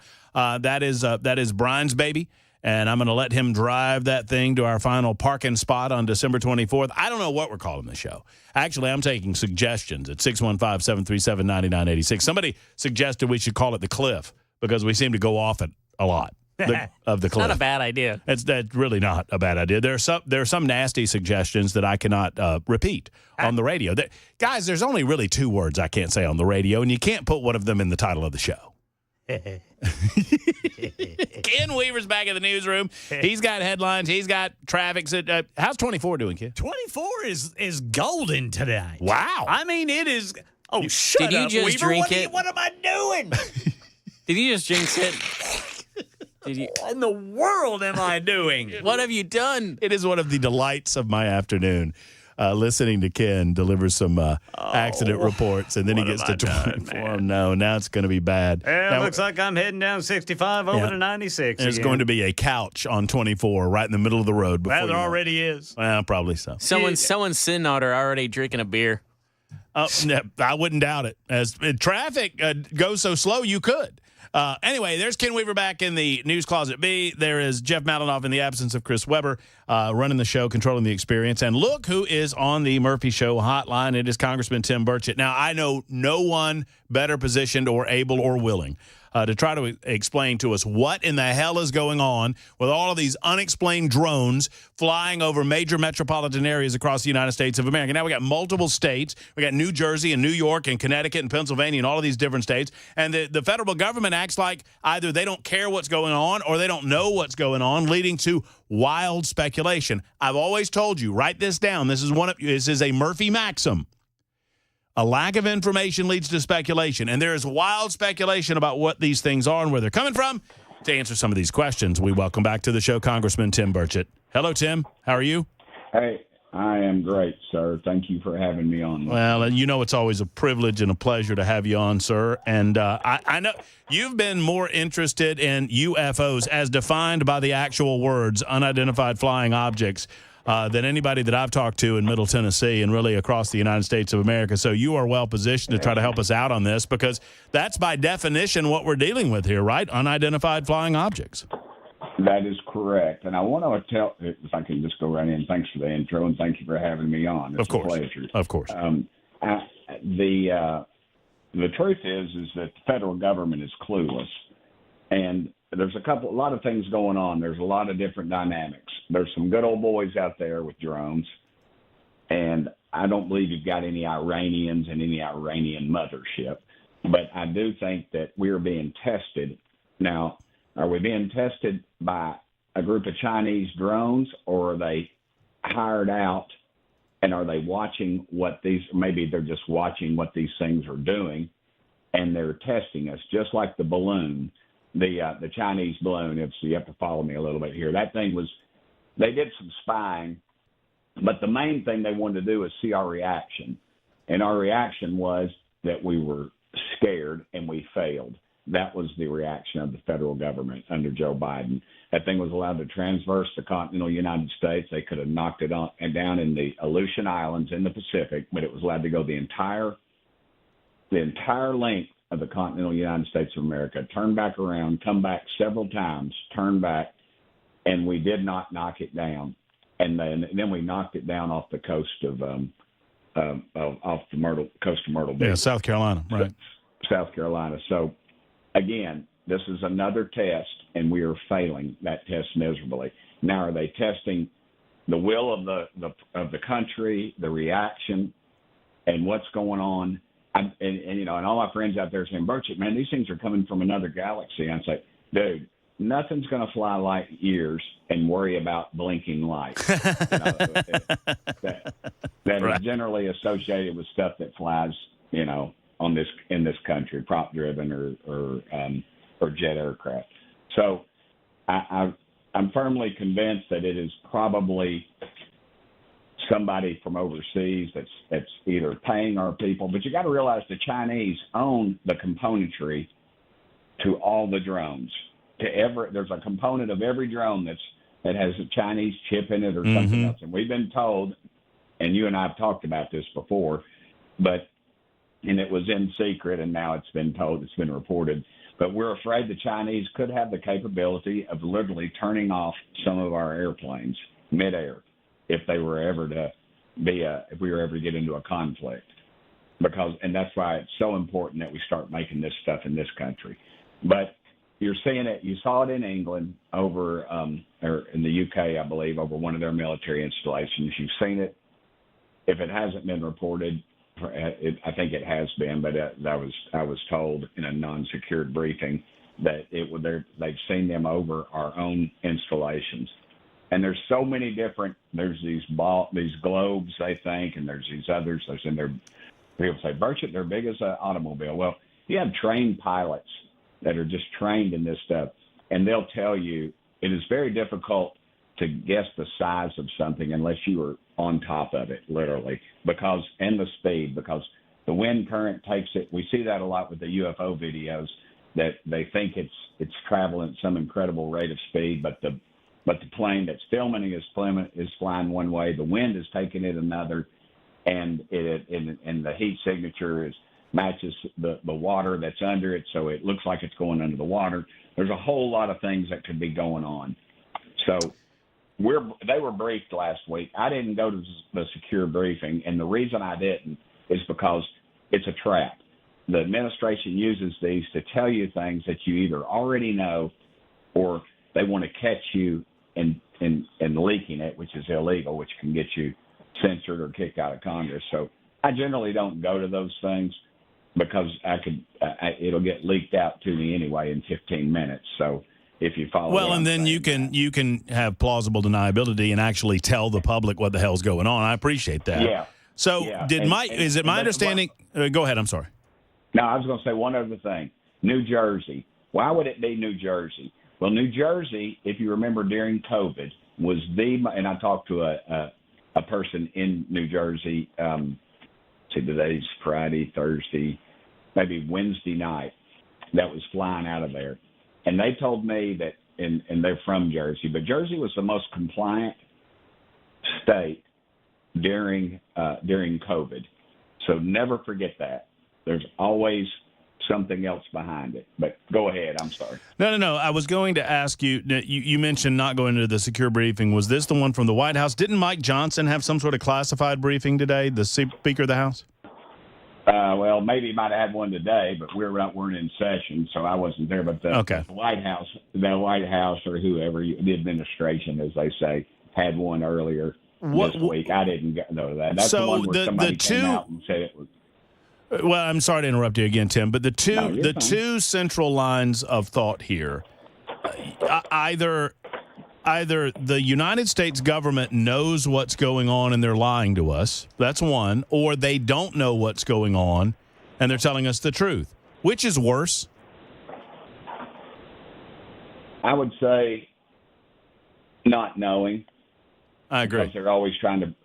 I agree. But that's what I think. I mean, I can understand if we're testing. I mean, because one of the theories that I hear, and I hear what you're saying, Tim, but one of the theories I hear is that the United States government is testing more of our military technology, and they have to do so in these open spaces, and everybody's got a camera phone, and everybody, whatever.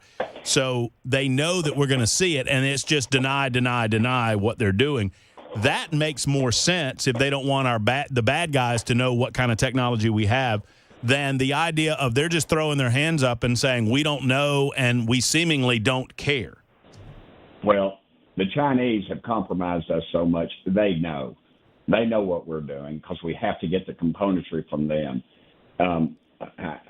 Another point that needs to be made is we are not going to. That's why the UFO thing is they always saying it's government, but it's not, because these things are flying near military installations and military aircraft and civilian aircraft. If one of those things gets sucked up in a jet and brings a passenger jet down, we got some real problems. That's why I don't think it's them, because they just don't have that capability, and they would not risk that. We have areas they can fly, huge, vast areas. I mean, Area 51 is just one of them, but there's several that are that big that they can fly things into and test things out. And I just don't think that it's ours, and we're not saying. Congressman Tim Burchett with us for a few more moments, talking about these drones that have. I mean, how long has this been going on, to your knowledge, Tim? I mean, weeks. Yeah, it's been going on longer than that. Of course, I'm the UFO guy. I didn't ask for that position, but I got it. That's been going on for months, actually. I've seen it was an uptick. You've seen reports of this all year, actually. I get them pretty regular.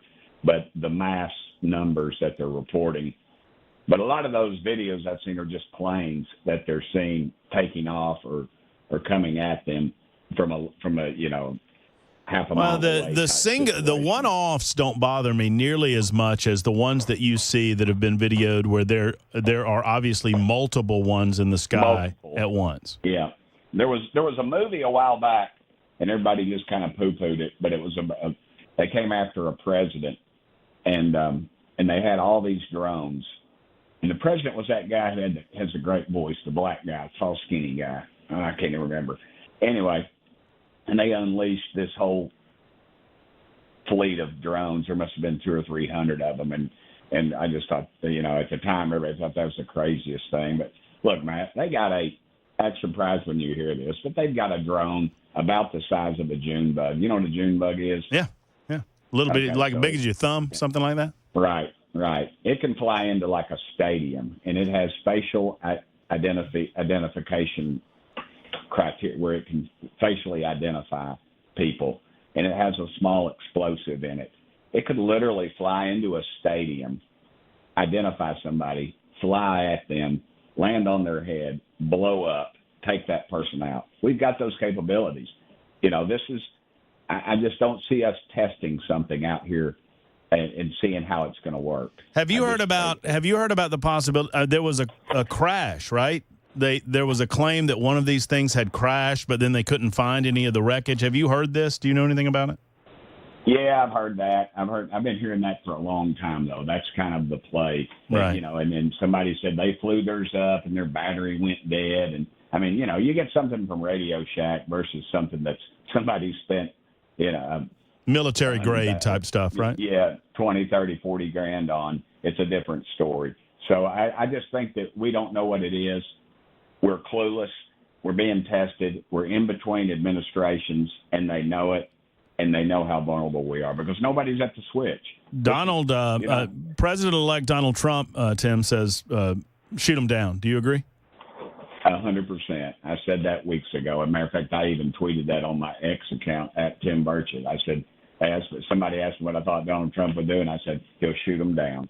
Because he's not going to put up with it. He will not fail the test. What is the excuse for not shooting them down? That you might risk someone on the ground? That's the only one that I can think of. Yeah, that's it. They're shooting, and who's the one that's going to pull the trigger? Is it the FBI? Is it the FAA? Who has the capabilities? The only people who have the capabilities are military with aircraft.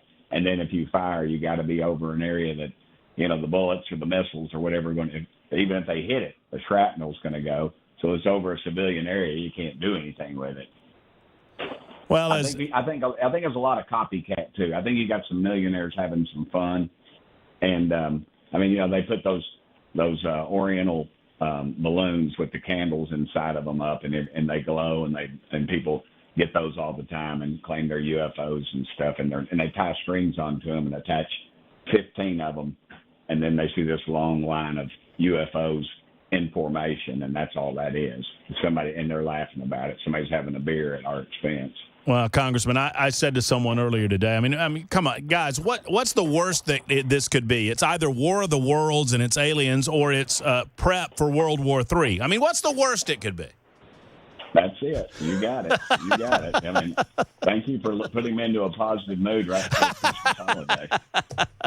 Well, listen, you always make us laugh and you always make us think, Tim, and we appreciate you. I'm sorry that I missed you at the Trump Christmas party the other night. I was invited and I had to do some work, but I understand you were there, and I understand that you were a big hit.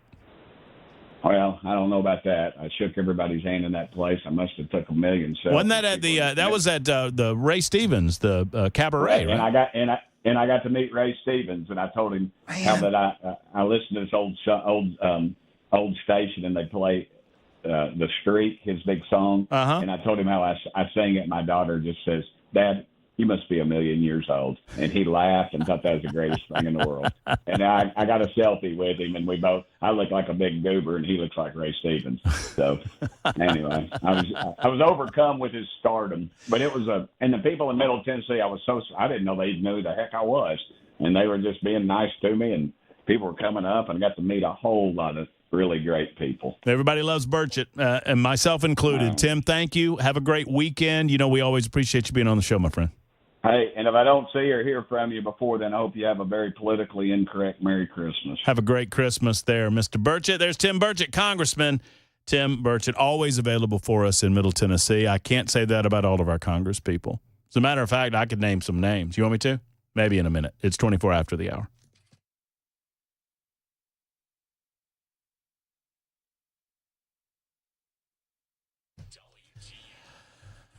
All right, friends, so the holidays around the corner. You could get a visit from U.S. Pest. That's like a visit from the Pest Control Santa Claus, at U.S. Pest, right? They come in, they'll even wear a hat, and they'll get to business. Now, if you are a pest and you're listening to this show, if you're a roach or a spider or, brown recluse, maybe you're a rodent, maybe you're a mouse or a rat, if you're listening to my radio show, well, U.S. Pest, they're the Grinch, and they are coming in, and they are ending that holiday for you jiffy quick. Friends, you need pest control during the holidays, and if you have a pest problem and you have folks coming over, call the best. Call U.S. Pest, 590-1260. That's 590-1260. They offer comprehensive and full-service pest control that's 100% money-back guaranteed.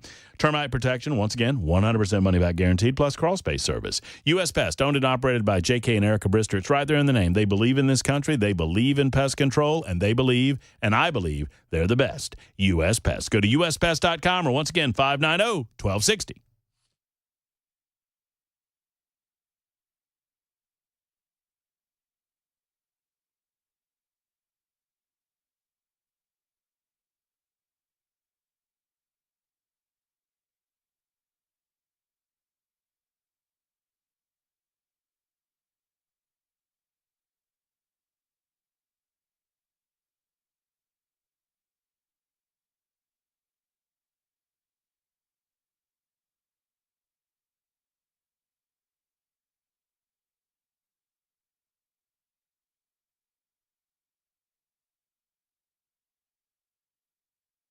The guaranteed offer is the easiest way to sell your home.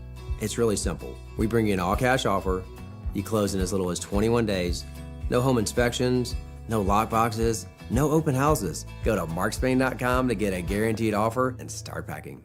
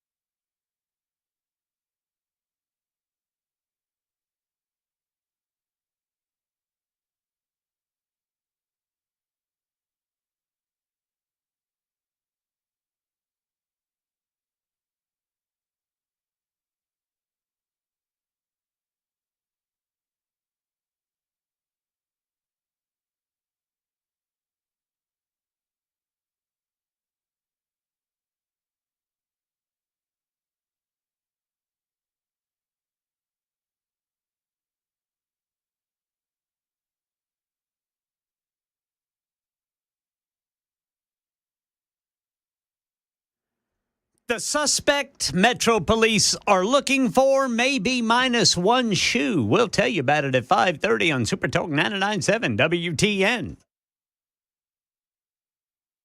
Thank you, Ken Weaver. It's 28 minutes after the hour. Super Talk 99.7 WTN. Hope your drive home's going good so far. Hope you've got big weekend plans. I like to remind you to thank a weekend warrior. If you've got weekends off, if you've got a Saturday or a Sunday to rest and relax and recharge the batteries, let's thank our weekend warriors. We try to do that every Friday. Thank you. Appreciate it. Thank you, the firefighters, the police officers, the first responders, the doctors, the nurses, the restaurateurs, the convenience store workers, everybody that's out there, out and about, making the weekend happen for the rest of us, including, and you see him get all in front of it, including KGB himself.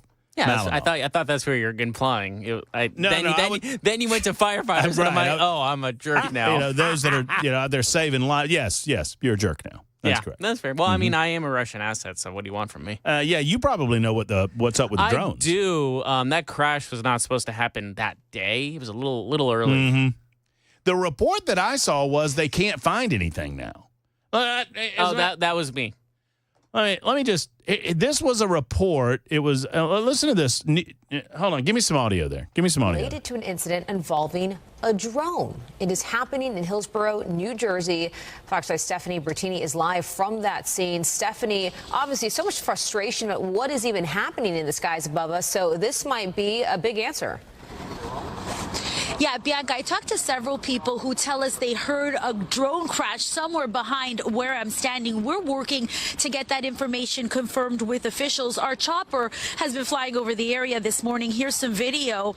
We're showing you that view from above. We're in a shopping plaza in Hillsborough, just off Route 206. First responders. And I'm just sharing with you, and I'm going to share the rest of this report with you, but I see that we've got to go to our news with Ken Weaver in the Super Talk 99.7 WTN News Closet B.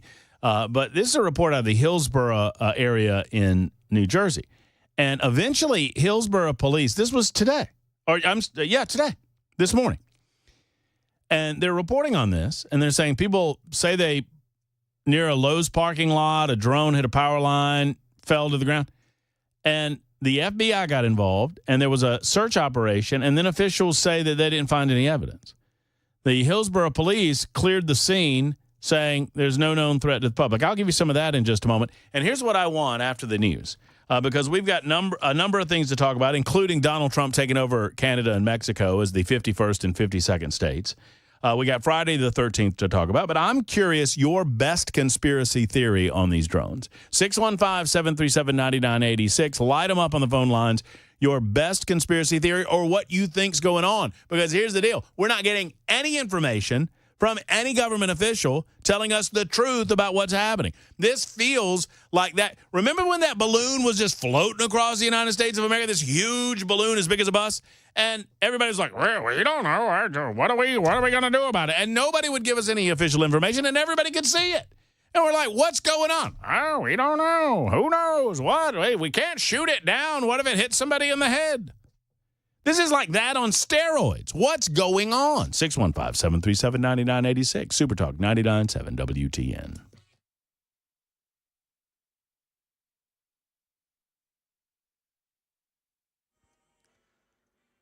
I'm Ken Weaver with your top stories. Got the full forecast and traffic in 5 minutes. And right now in Nashville, Metro Police looking for a suspect after shots were fired near a middle school and a high school this afternoon. Channel 4 says police say a suspect pulled a gun on a student outside of the Firestone Auto Shop near East Magnet School and high schools on Gallatin Avenue. Then shots were fired as the suspect was running away, and he's possibly missing a shoe. Schools in that vicinity locked down. Mystery drones. President-elect Trump says the federal government needs to tell the public what's going on, otherwise shoot down the drones. And moments ago, Tennessee Republican Congressman Tim Burchett told WTN's Matt Murphy. 100%. I said that weeks ago. As a matter of fact, I even tweeted that on my X account at Tim Burchett. I said, somebody asked me what I thought Donald Trump would do, and I said, he'll shoot them down. because he's not going to put up with it. He will not fail the test. Burchett thinks somebody is testing the U.S. now that we're in between administrations, and the current one, he says, is failing that test. No more time changes. President-elect Trump wants a change in time, saying we should stop springing forward each March and falling back each November. Trump saying on social media the GOP will, quote, use its best efforts to eliminate daylight saving time. Manhattan's district attorney's office says it's getting indications accused United Healthcare CEO gunman Luigi Mangione may waive extradition to New York next week. Here's Aaron Katursky. There's no evidence at all that he was radicalized on the Penn campus. Instead, police have really focused on his writings. He'd become something of a transient, seemingly estranged from his family for a period of months. His mother filed a missing persons report. So there does seem to be a descent in his life, but seemingly after he had already graduated from Penn. That is the latest news. Traffic and weather next. I'm Ken Weaver, WTN News.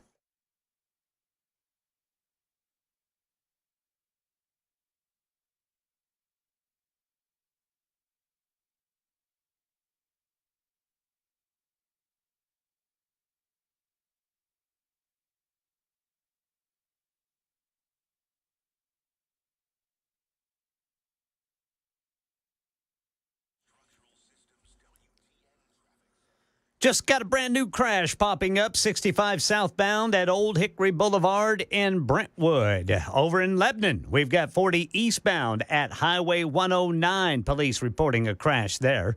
Spring Hill, accident, right shoulder block, 65 northbound at Saturn Parkway. Then closer to Nashville, 24 eastbound. Got two crashes. One on the, looks like at Church Street, exit 81, and then 24 eastbound, the right shoulder blocked at Harding Place in Antioch. Traffic every 10 minutes every morning on Super Talk 99.7 WTN.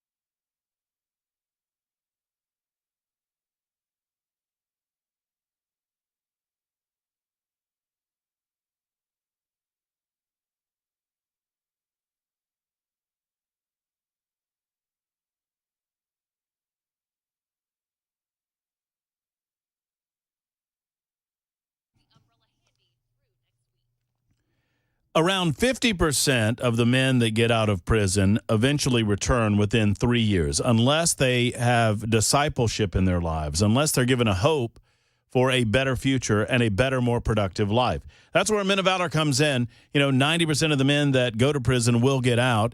And as I mentioned, 50% of those men will return, sadly. That costs us a tremendous amount of money, and it costs society in so many different ways. It hurts families, and in some cases, sadly, destroys them. Men of Valor wants to protect against that, and they want to do something about it, and they do a great job. Men of Valor needs you, however, in order to accomplish this task. The power of God and the power of God's people is present in the work that Men of Valor does. But that requires volunteers in the system, in the prisons and at their campus for aftercare reentry. They need job partners and Bible study teachers, mentors, and yes, donations from people just like you. Are you someone that can help Men of Valor? If so, or if you're thinking about helping a charity this holiday season, think Men of Valor, movministry.com. That's movministry.com. I'm so proud to be associated with this organization, proud of the work that they do, and I encourage you to reach out and look more into Men of Valor.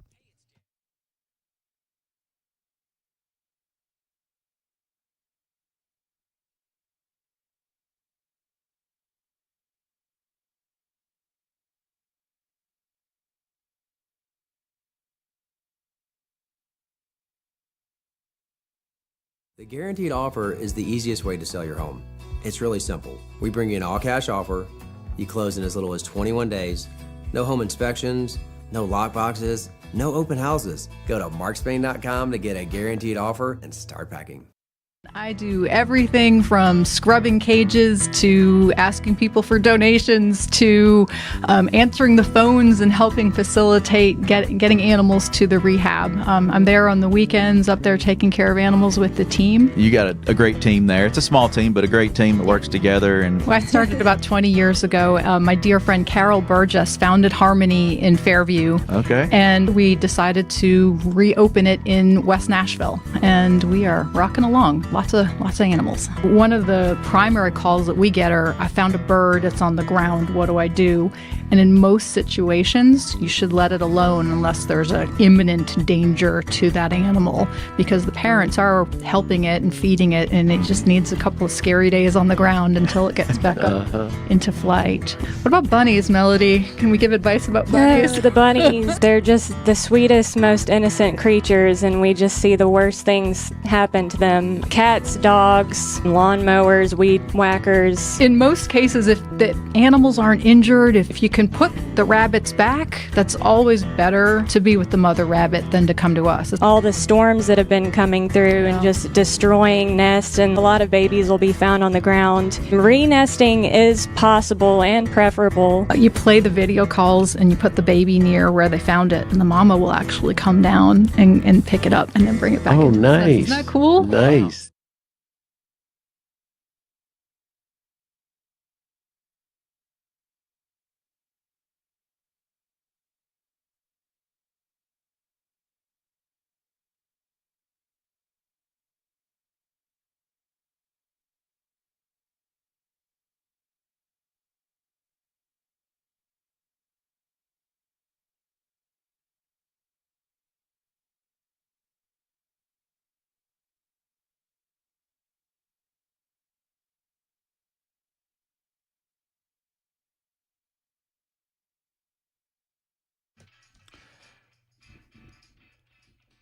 Hey, it's Friday the 13th.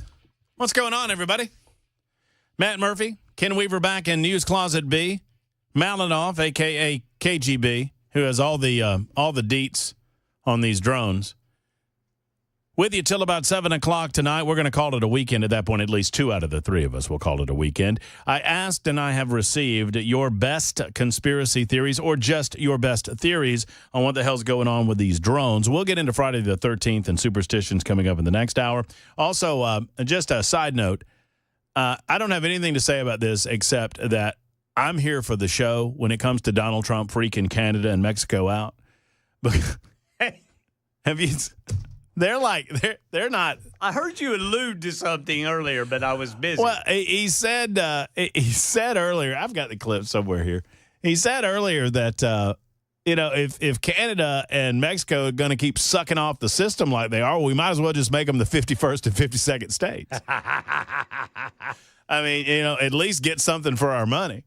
And Canada particularly is freaking out about, he's threatening us. He's threatening us. Like, what? Calm down. You're just America's hat.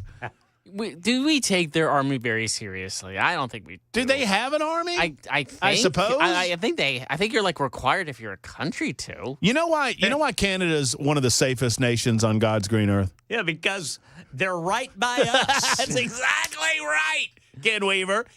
100% correct. They are the hat of the United States of America, and we like our hats. We don't want you to mess with our hats. I mean, they gave us hockey, so. Did they really? Well, I mean, they made it popular. They did. I suppose that's true. I mean, what do they got? And they yet got we're hockey. better at them in hockey because we've won like the last 30 or 40, like since 1993. Only American teams have won the Stanley Cup. No Canadian team has won the Stanley Cup since 1993. Well, there you go. So that's all you need to know. They got good moose up there, I guess. There's some fine moose. Do they taste good? I don't know. Should we have some moose? I've had moose meat. Here's what the internet says about Canada's military. Uh-huh. There's the Royal Canadian Air Force, responsible for defending Canadian and North American airspace, as well as contributing to international peace and security. It has 12,074 regular force members, nearly 2,000 reserve force members, and 1,500 civilian members. Then you have the Canadian Army, responsible for land warfare. The Canadian Army has 22,500 active personnel, 21,500 reserves, and 5,300 Canadian Rangers. And yet they still have portion of them that's owned by France. Then you got the Royal Canadian Navy. The Royal Canadian Navy has 8,400 regular force members, 4,100 reserve force members, and 3,800 civilian members. And we got skis, eh? I give it 2 hours for us to take over Canada. Yeah, y'all ever see Canadian Bacon? Yeah. That's a pretty good That's ham. No, the movie. Oh. Malinoff, calm down. Sorry, I hate being lied to. You're like, I just figured out what Malinoff's like. Malinoff's like he's like an 18-year-old in the backseat of a car with a pretty girl. And sometimes he just shoots off a little too quick. How do you know about? Never mind. I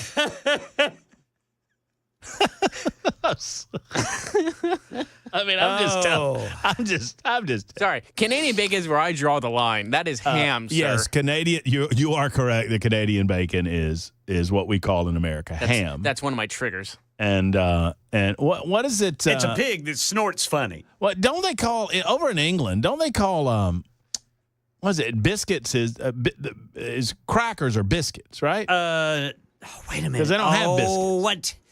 Cookies are biscuits, I think. Okay, yeah, cookies aren't are they? Oh, son of a biscuit! No. Son of a cookie eater. No, that's right. I think a biscuit is a form of a cookie. I don't think like a chocolate chip cookie is called a biscuit. There, I think it's a certain cookie that is called a biscuit. Well, you're thinking of a scone. No, that's a pastry. That's a little different. Yeah, a biscuit in England is a cookie. Yeah. I think that's right. Because they don't have biscuits. But they use it for well, what do they call biscuits? They don't have biscuits? They don't have biscuits, I don't think. Light bread, I guess. Would you? Man, this is the content that people come to this radio station for. Yes, sir. Solving problems. That's exactly right. Hating on Canada, talking about how we would destroy them. Well, they have pretty good beer. I'll give them beer.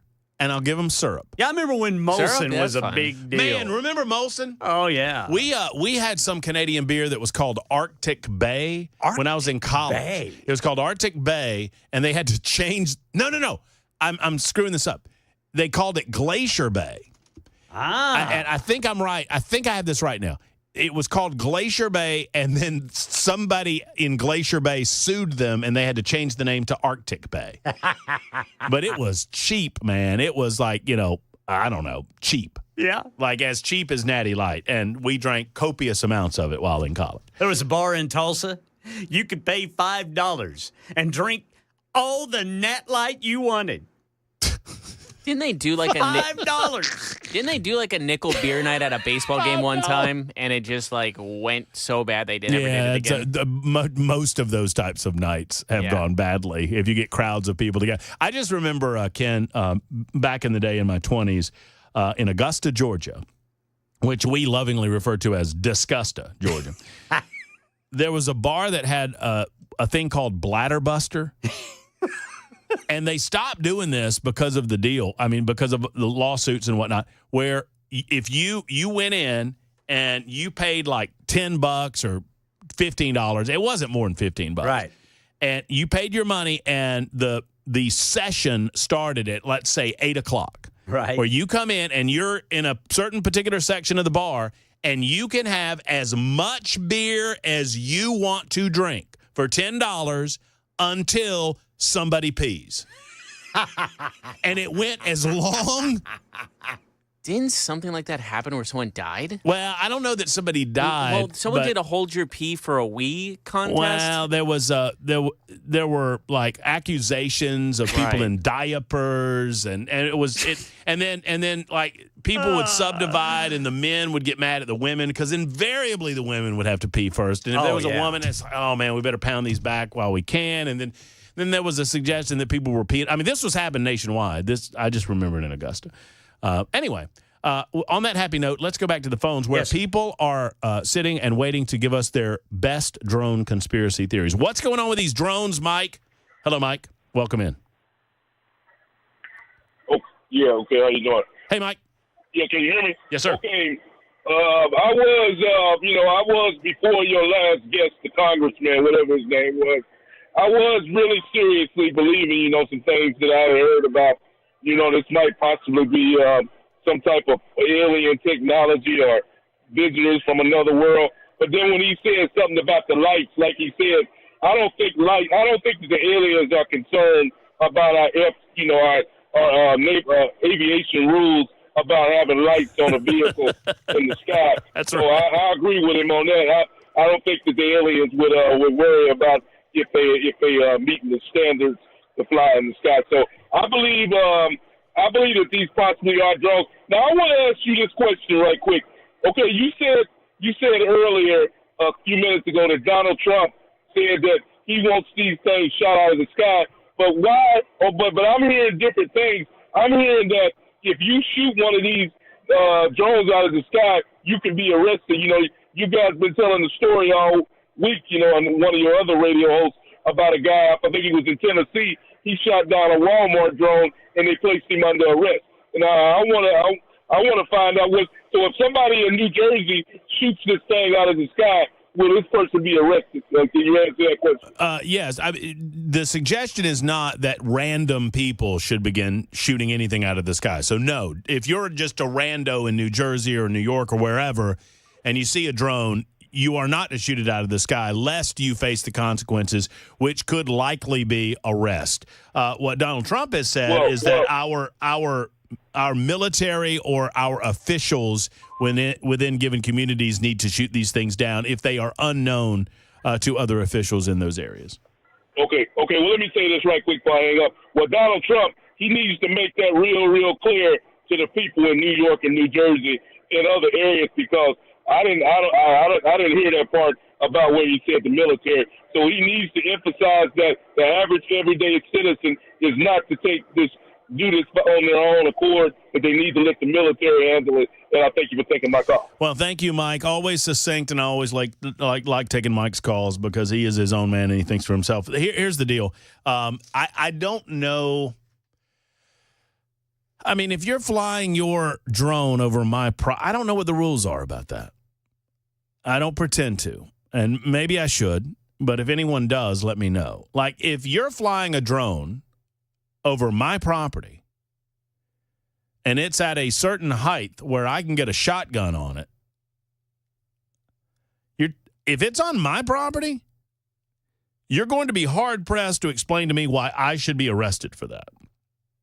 Unless I'm violating some sort of gun ordinance within city limits or whatever, firing off a weapon. Y'all understand what I'm saying? So if some private dude flies a drone over my house and it's low enough where I can get a shot off, I'm not saying I should. I'm just wondering how that would be against the law, how I would get arrested for that. But as far as these other drones go, what Donald Trump said on Truth Social is as follows: mystery drone sightings all over the country. Can this really be happening without our government's knowledge? I don't think so. Let the public know, and now. Otherwise, shoot them down. I believe that DJT was referencing what the government should do about this, not what average citizens should do about this. Donald Trump also mentioned on Truth Social a subject that we'll bring up in the 6 o'clock hour, and that is daylight saving time. The Republican Party will use its best efforts to eliminate daylight saving time, which has a small but strong constituency, but shouldn't. Daylight saving time is inconvenient and very costly to our nation. I hope that Trump means that we need to stay on daylight saving time, not eliminate daylight saving time, because if you eliminate it, we stay on this time year round, and I don't like this time. I like the other time, which is daylight saving time. But I think that's what he means. One way or the other, stop the switch. And if this is a campaign platform for the Republican Party, boy, oh boy, you talk about a cheerleader in this chair, you've got one. It's 51 after the hour on Super Talk 99.7 WTN.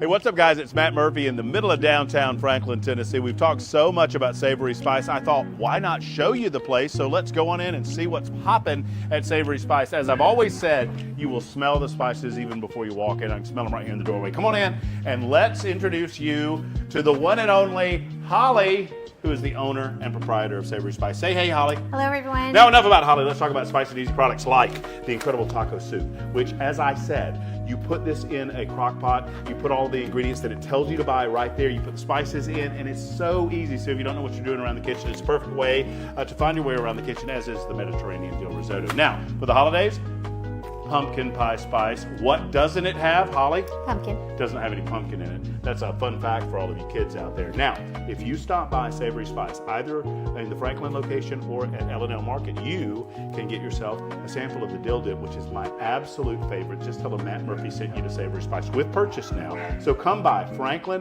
or L&L Market in Nashville and come see Holly and the entire crew at Savory Spice.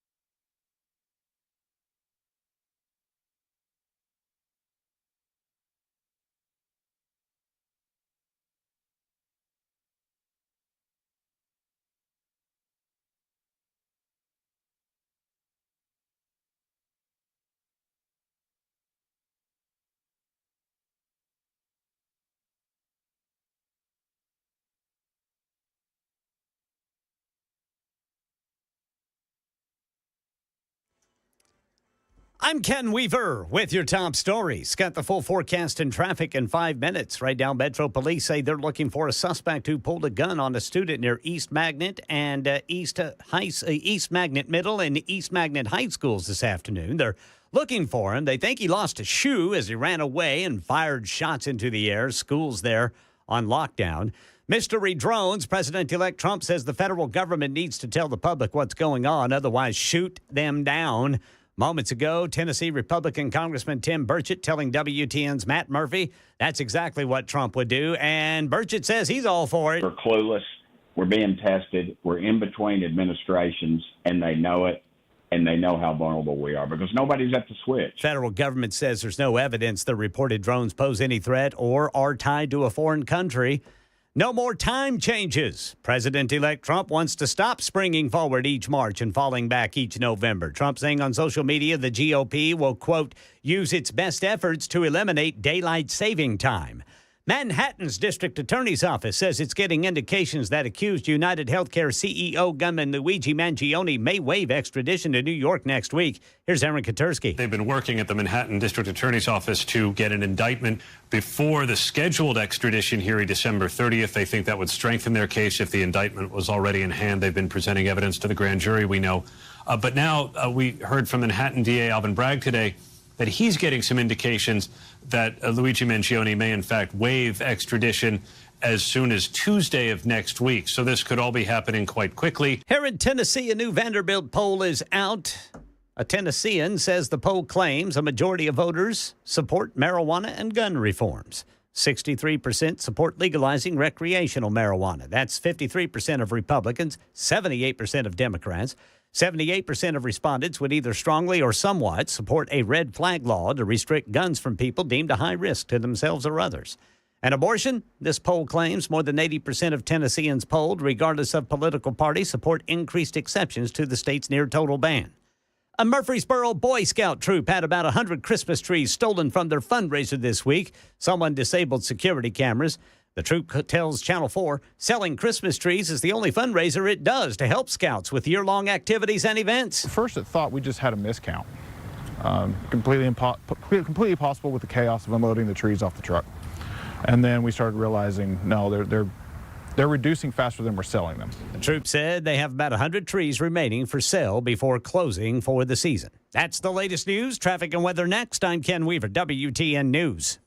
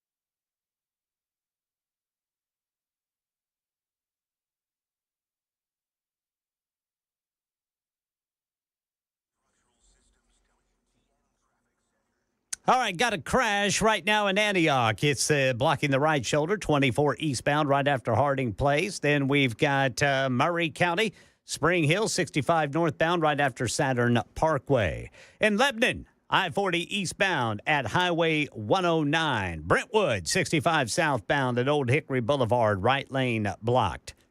Traffic every 10 minutes every morning on Super Talk 99.7 WTN.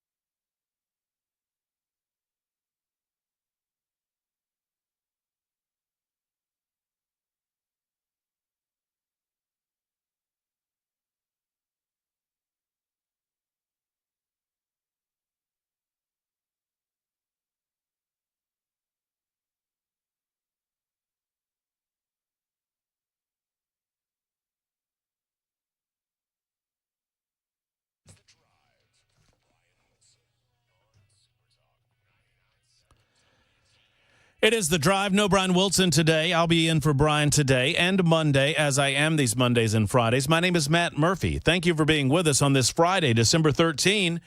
Happy to be with you this evening, 9 minutes after 6 o'clock. Hope your drive home's going well, if that be what you're doing. Maybe you're at your place of business, perhaps already at your home base. Whatever you might be doing, you're listening to the radio, or you're listening to your streaming application, or perhaps watching on Talk TV, YouTube, Facebook, Twitter, Twitch, and I thank you for that. Thank you for making us a part of your lives. Whatever time you're able to give us, we're certainly appreciative. There's Ken Weaver back in the newsroom. He has been gathering headlines all afternoon long. We're going to call it a wrap at about 7 o'clock tonight with Ken, with KGB, and myself, and call it a weekend, at least for some of us. Some of us have work to do this weekend. I don't know. It's not me. I'm all good. Yeah, you get to enjoy the weekend, get to watch Army, Navy. Actually, I can turn on it in the background while I work. I can make it work. You got a rooting interest? If Army was in a playoff scenario, I would say them. But honestly, it's just a great game. I just want a competitive game. I don't want to blow out. Army's only lost one, right? I know, but they're out of the playoff contention. Right, because if they beat Notre Dame, they would have been.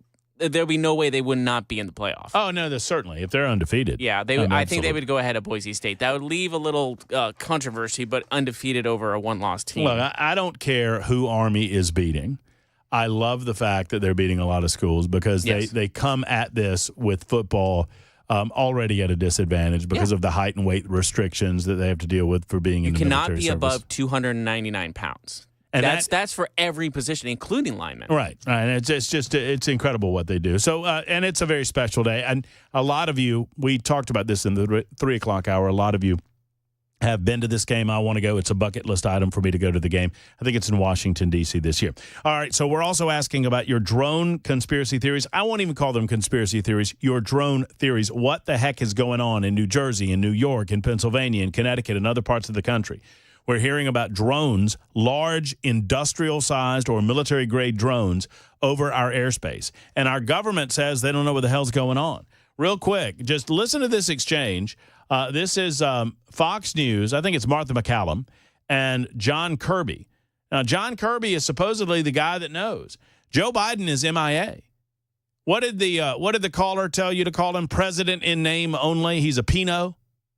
Yes, Pino, and then Vino is vice president in name only, and Wino is White House in name only. So basically this current administration is INO. Yeah. Well, they're certainly MIA. I mean, they're supposedly VIPs, but they're MIA, and they better get their act together ASAP. Otherwise, we are FUBAR. Well, fortunately, they only have 30 days left. Thank goodness. A little over 30 days. Yeah, but 30 days. 37. Yeah, something like that. January 20th cannot get here fast enough. But your best conspiracy theory on drone technology. Also, your biggest superstition. We're taking calls on that as we close up the week. And I'll get into Caitlin Clark in just a moment on the subject of white privilege if we have time, if time does, in fact, allow. Also, I would note that Donald Trump announced that he's all about keeping the time standard. Now, the way that he said it, I want a little clarification because I don't want to go back to standard time. We are currently in standard time. I think the vast majority of Americans would prefer that we go to daylight saving time and stay there. That's the time that we spend most of the year in. From March until November, we're at daylight saving time. Whereas if we were on daylight saving time now, it would be 7:12, almost 7:13. As it stands, it's 6:12, obviously, Central Time. Where do you stand on that? Most Americans are ready for this, and it takes an act of the federal government, sadly. We could go back to standard time on our own, but, we have 8 states that connect to the state of Tennessee, and it would be it would be a mess to do that without some sort of agreement amongst the states. But I would love to see some sort of federal action that we standardize the time. And, whatever you need to do. If you want to keep it on daylight saving time, keep it on daylight saving time. If you want to go back to standard time, I'm against that, but it's better than switching. How about that? It is better than changing the time twice a year for no reason. Tell me the reason. Tell me the reason. I'll listen, but I can see no reasonable explanation why we continue to do this. Nick writes in and says, Matt, I'm on the way from home from Ocala, Florida. Does this mean you're going to be on the radio until I get home? Oh, well, yeah, sure. I mean, Nick, if you want me to, I'll stick around. I'm not saying that it will be broadcast in its entirety, as we'll make way for Mark Levin later on tonight, but I'll be there. 1495 says, keep it standard. USA is the only ones that play with this time. But don't you like summertime time better? Don't you like March time better? Wouldn't you prefer this to be 7:14 and not 6:14? Do you want it to get dark at 4:30 in the winter? I like it when it's still light out when we get off from our show. It's nice. I like the sun more than the dark. And you won't get that all of the year. And yes, for you parents out there, your kids will have to stand at the bus stop occasionally in the dark. That's what they make flashlights for.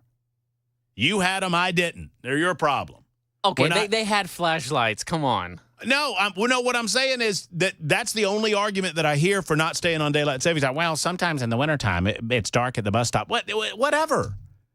I mean, Alaska is dark for like a month. And those kids are relatively fine. I mean, sometimes they get taken away by grizzlies, but whatever. Or vampires, depending on the movie you've seen. I'm sure. All right, but Steve has been holding for some time. He has a theory on these drones. Steve, good evening. How are you? Hey, pretty good, man. How are you? I'm great. Thank you for holding, Steve. I appreciate your patience. Oh, that's okay, man. I tell you what, it's great to get to talk to you. I've listened to you for quite a good while and everything, but I really had 2 things. One, I know you was trying to find a name about your radio station, and I always have a blast listening to you guys. So why don't you call it the Blast? Oh, that's not bad, Steve. That's not a bad idea. That's a pretty good one, isn't it, Weaver? The Blast. Yeah, man. I mean, we just always have a blast listening to 99.7, especially your show, no matter when you come on. Well, you're very kind, Steve. Thank you for saying that. And that's a good, I've written it down. I like that. I'm putting that on the list. So we have the Blast. Well, all right. Hey, but my thing is, I just think all this drone stuff, it's just really just kind of come back again with the weather balloon. It's just they're coming a second time around, but what bothers me is that you're not getting the answers you need, and it's almost like some higher ups have just made it okay for them to fly across the U.S., take all the pictures they want, and then we're right over the ocean. I think we ought to shoot it down now. Well, right. I mean, and it is a continuation of the weather balloon all over again. And Steve, thank you for the kind words and thank you for the call. So the weather balloon, people noticed it when it was still in North Dakota, maybe even Montana. I mean, I forget where it was. And we're like, hey, what's going on over there? And they're like, we're monitoring the situation. Oh, we think it's just a weather balloon, or we think it's just this or that or the other thing. It was a Chinese spy balloon. And we know that it was a Chinese spy balloon. We shot it down, and we know that they weren't able to acquire any of that information. They sent all of that information back in real time. What century do our American government officials think that we're in? I mean, They're just oblivious. Now they tell us, well, we don't, there's no evidence, none whatsoever, that this is a foreign government doing any of this. Well, what is it? Well, we have no idea. Well, then how do you know it's not a foreign government if you don't have any idea? How do you know? How can you find your own butts without a compass and a flashlight? I mean, come on, man. I mean, John Kirby is on national news, and he has this to say in response to very reasonable questions from Martha McCallum. You know, and you can't say? Can you tell me that? No, I'm telling you, Martha, I'm telling you, we don't know. We can't corroborate every single sighting. Some of them we have, not all of them, and we're working hard to do that. We know people are afraid of it. We know people have concerns. We have those same concerns. Yeah, because they're flying over. The government of the United States of America says that they're afraid. You hear him? Yes. I mean, what does that tell you? I mean, good. But then he's just kind of, golly gee whiz. Oh, we know that you're trying everything we know how to do. You know, we're doing. I mean, it reminds me of there was I forget if it was a Saturday Night Live. It was some comedian that was doing George Bush, and he's like, we're doing what we can. Will Ferrell? We're coming in on Saturday. It doesn't matter. We're coming in on Saturdays. We're working. Yeah. We're bringing in lunch. I mean, we're doing everything we can. We're working weekends. I mean, like what? You're not telling either. One of two things is true. Either they know or they don't. Right? Either they know exactly what's going on and they refuse to tell us. Right. Or they don't know, which is worse. I think the not knowing has to be worse. I mean, I could conceive of a world where they're trying to test some of this technology and they've decided that we're not ready to see this, or they don't want our adversaries to see this, but they have to test it where we can actually see what's going on. I mean, I suppose I can understand that. But the idea that there are foreign objects, unidentified flying objects, flying as big as a VW microbus, flying above American homes, flying above American cities, and the American government has no clue what's going on, nor does it seem that interested to investigate it. That is scary as hell. It should frighten the hell out of everybody. And everybody's got an idea about what it might be, including Mike, who is in Cookeville. Hello, Mike. Hello. Yeah, I think it's some sort of a potential defense response for submarine-launched nuclear ballistic missiles. Maybe some kind of drone technology. They can position it and fly it straight up and intercept the warheads before they get in range. Huh. So some sort of defensive technology. They don't want to tell us about it, but right. Well, see, and that would make sense. That would make sense, Mike. I don't, and I like the way you're thinking. So Mike's like, well, this is a defensive technology that America is testing to make sure that we have the ability upon attack to repel the nature of the attack. That's all well and good. Why not come out and say the United States government is aware of what's going on, there's no threat to the public, and that's all that we can tell you? What's wrong with saying that? That's not what they're saying, though. They're saying, no clue, your guess is good. They're like the shrug emoji. I don't know. Yeah, no clue, but there's nothing to worry about. Right.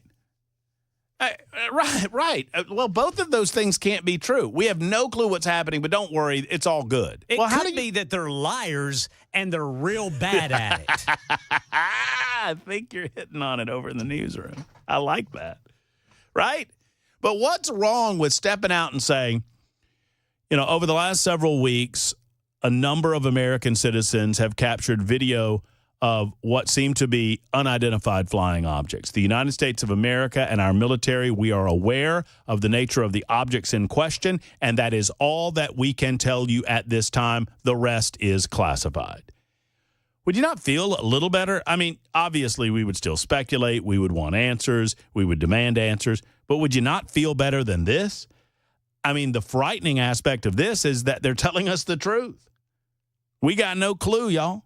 We're just as oblivious as y'all are. Who knows what's up there? Might be, I don't know, might be UFOs, might be aliens from another planet, might be amateur drone people. Hell, might be China with nukes. We don't know. frightening. 22 after the hour on Super Talk 99.7 WTN.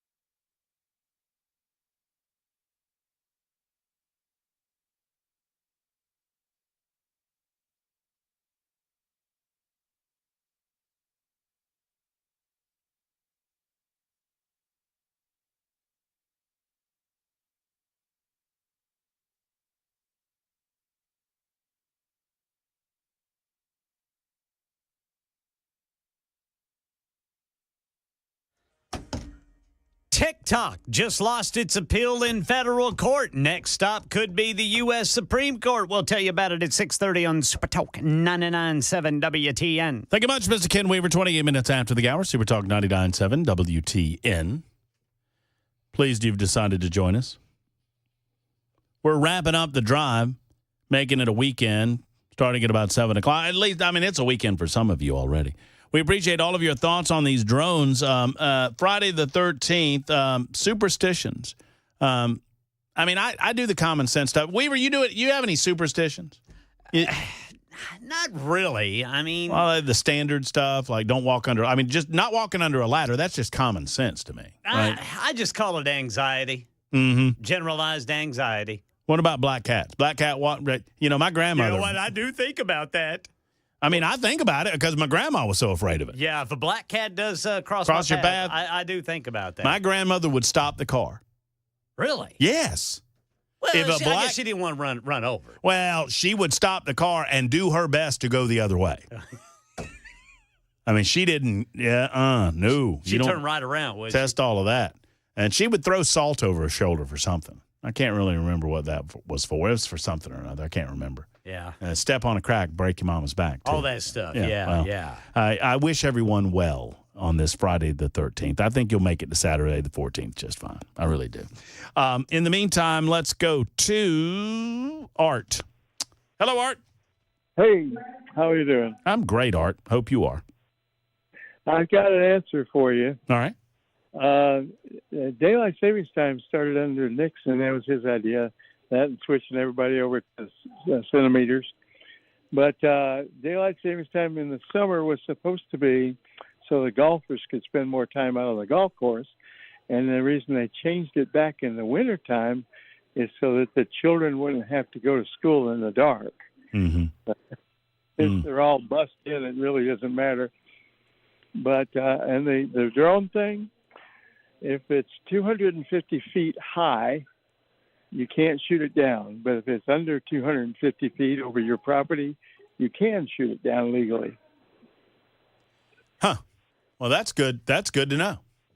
Yeah, it's hard to measure 250 feet, though, with your eye. That's true.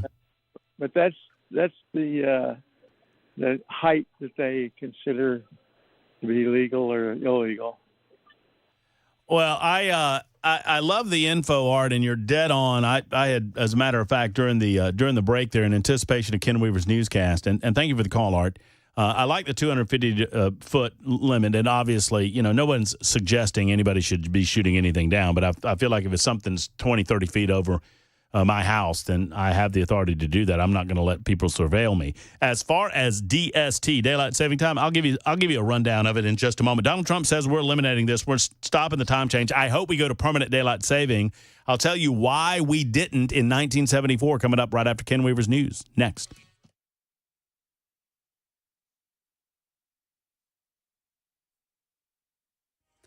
I'm Ken Weaver with your top stories. Full forecast and traffic in 5 minutes, and another step to getting banned. TikTok just lost an appeal in federal court.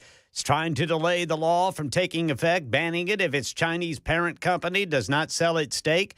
Next step could be the U.S. Supreme Court, though it's unclear if the court would agree to hear the case or make a decision before that law is applied January 19th. As sources telling ABC News, writings by the suspect in the CEO assassination reveal increasing malice toward the company and its chief executive, Aaron Katersky. Police say Mangione nor his mother were covered by United Healthcare. Now police say they're investigating whether he allegedly targeted United Healthcare because it's a large corporation. New evidence, Mangione is being cast as a folk hero. In Florida, a woman is charged with threatening her insurance company after it denied her claim. In a phone call, Brianna Boston allegedly invoked the same words found on the shooter's bullets: delay, deny, depose. You people are next. The woman later told police she has no gun and is no threat. Money News, Michelle Franzen. Wall Street slipping Friday despite some bounce from tech company Broadcom. Its stock surged after beating profit targets and providing a glowing forecast for its artificial intelligence products. The Dow Jones fell 86 points. The Nasdaq up 24. The S&P was even. McKinsey and Company has agreed to pay $650 million to settle a federal investigation into its work with opioids. The consulting firm helped opioid manufacturer Purdue Pharma boost the sales of its highly addictive drug, OxyContin. As part of the deal, McKinsey cannot be involved in the sale, marketing, or promotion of controlled substances. Texas is challenging interstate telemedicine by suing a New York doctor for prescribing abortion pills to women near Dallas. It's one of the first challenges to the so-called SHIELD laws that Democrat-controlled states passed to protect doctors from prosecution after Roe v. Wade was overturned. That is the latest news, traffic, and weather next. I'm Ken Weaver, WTN News.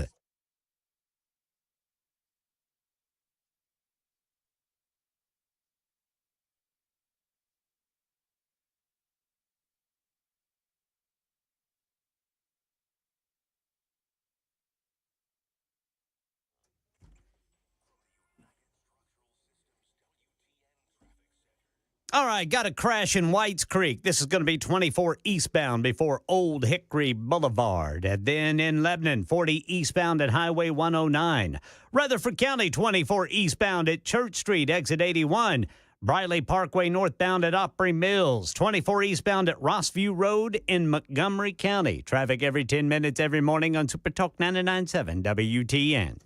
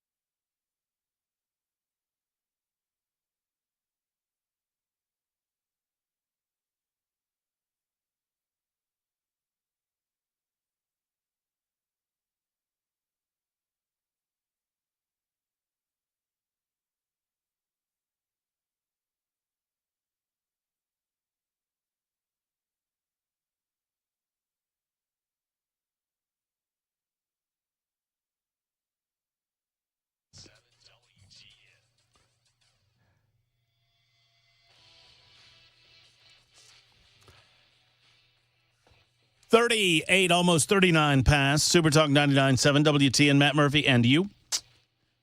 Let's see, 42 now. That's what I'm looking at. And lows getting down to like 30-something. I don't like that. I'm a summer guy more. Or spring. Oh, you know? Well, golf. I'm a golf. Yeah, I mean, I like it too. But, I like all the – there's something about all the seasons. I mean, don't you like the idea of having a nice hot toddy and sitting by a fire watching the snow? Yeah, that does sound nice. But when you're single, it's lonely. If I had a significant other, it'd be nice. That's a couples thing. I don't think that's a single person Well, thing. I was just trying to be good. I was trying to bring you some joy and some pleasure. And your personal relationship based limitations. I mean, I don't know what to tell you. You know what I can tell you? I think with the right tutelage from yours truly, I could get you married off in a year.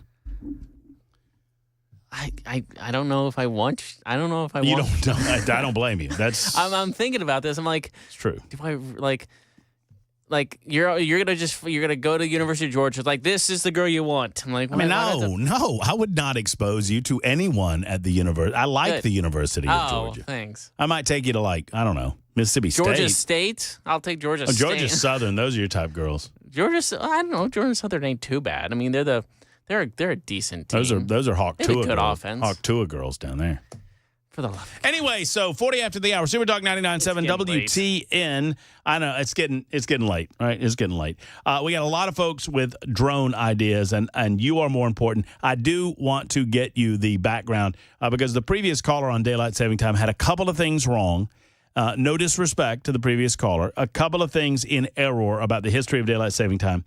Because Richard Nixon did not originally institute daylight saving time. They tried to go to permanent daylight saving time under Richard Nixon in 1974, and it didn't work. I'll give you more on that in a moment and the movement behind getting us off of the time change. And frankly, I don't even care which time we go to. I just want a permanent time. That's all I'm asking for. And by the way, isn't the compromise just to move it 30 minutes and be done with it? Right? If we can't decide, the daylight doesn't change. Right?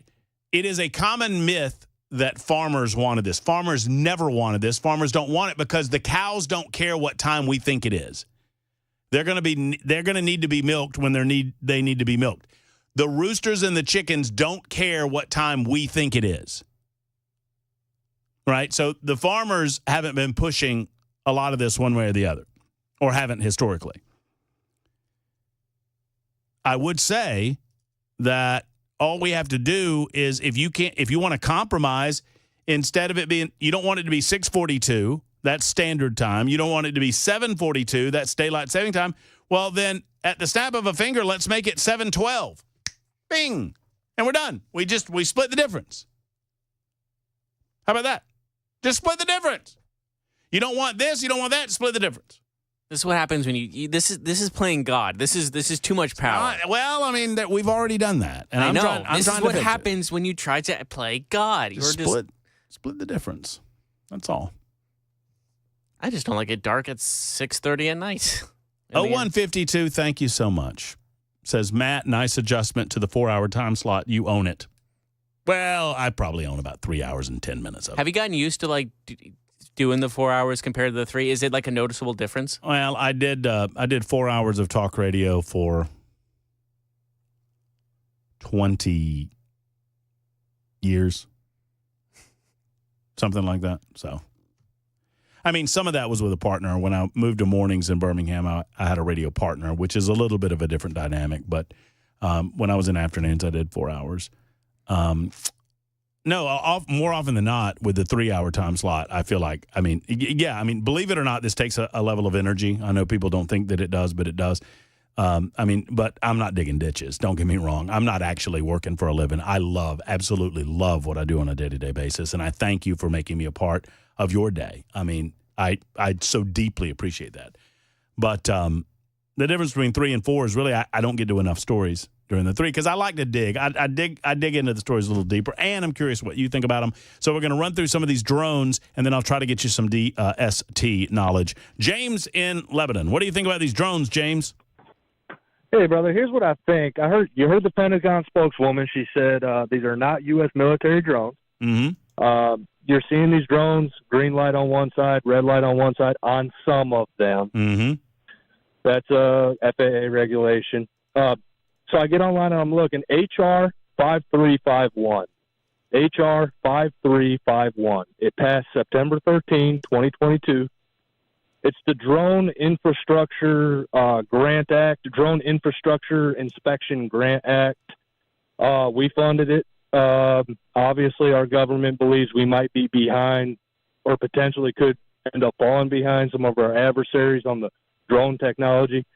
We're developing drones that can move things around on the battlefield and behind behind the battlefield lines more efficiently instead of big trucks with a lot of fuel, picking stuff up, moving stuff around with drones. Same thing for disaster relief. Of course, they're not coming out and telling us, they never do. But you do a little bit of digging on your own, and, every time they pass something in Congress, it's public, congress.gov, HR 5351, and you start reading into what was passed and start looking at some of these companies that are doing this work for us, for the taxpayers here, building this stuff and this technology, building it all out. And you get on their websites and you look at what they're doing, and that's what I think it is. Long story short. Well, no, I mean, what you're saying makes a lot of sense, and I hope that there's some truth into what James is saying. I'm trying to blow through as many of them as I can with a lot of people curious about. I'm curious about your thoughts. Let's go to Jake in Columbia. Jake, what are your thoughts? Okay, here we go. Real quick, real fast. The drones are a diversion. The drones are a hoax. It's a diversion to take your eyes off of something that the left wing is trying to underhanded slide upon you. So you think this is just a diversion while they're trying to do something else? Maybe. I'm correct. Okay. What do you think that might be, or do you have any ideas, Jake? Well, a good, bad, or ugly.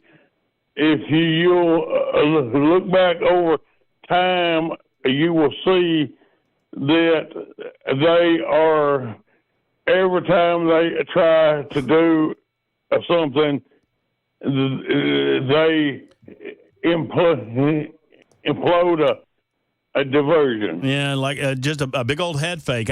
You know what? It would not surprise me one bit, Jake. Thank you for the call. Have a great evening. Have a great weekend. I'm trying to get to as many as I can. Brian is in, well, I don't know where Brian is, but he's wanting to talk drones. Hey, Brian. Hey, he's in Nashville. Hey, Brian, what's going on? Hey, so about a year ago, there was a bunch of drones flew over Langley. And they flew over Langley for probably, I think, 21 to 26 days. And nothing was done. So all of a sudden, right after the election, all of a sudden we get a bunch of drones. This almost seems to me like because just from the whole discussion, what I'm noticing is, we don't seem to have a way to deal with them. We don't seem to have a clue who has rights to deal with them. We don't seem to have any of these things fleshed out. If I were someone who creates a system to destroy drones or to bring down drones or to capture drones, this would be a great way to sell equipment. And if I owned a drone that could not be found, could not be seen, could not be caught, that's a great way to sell a drone.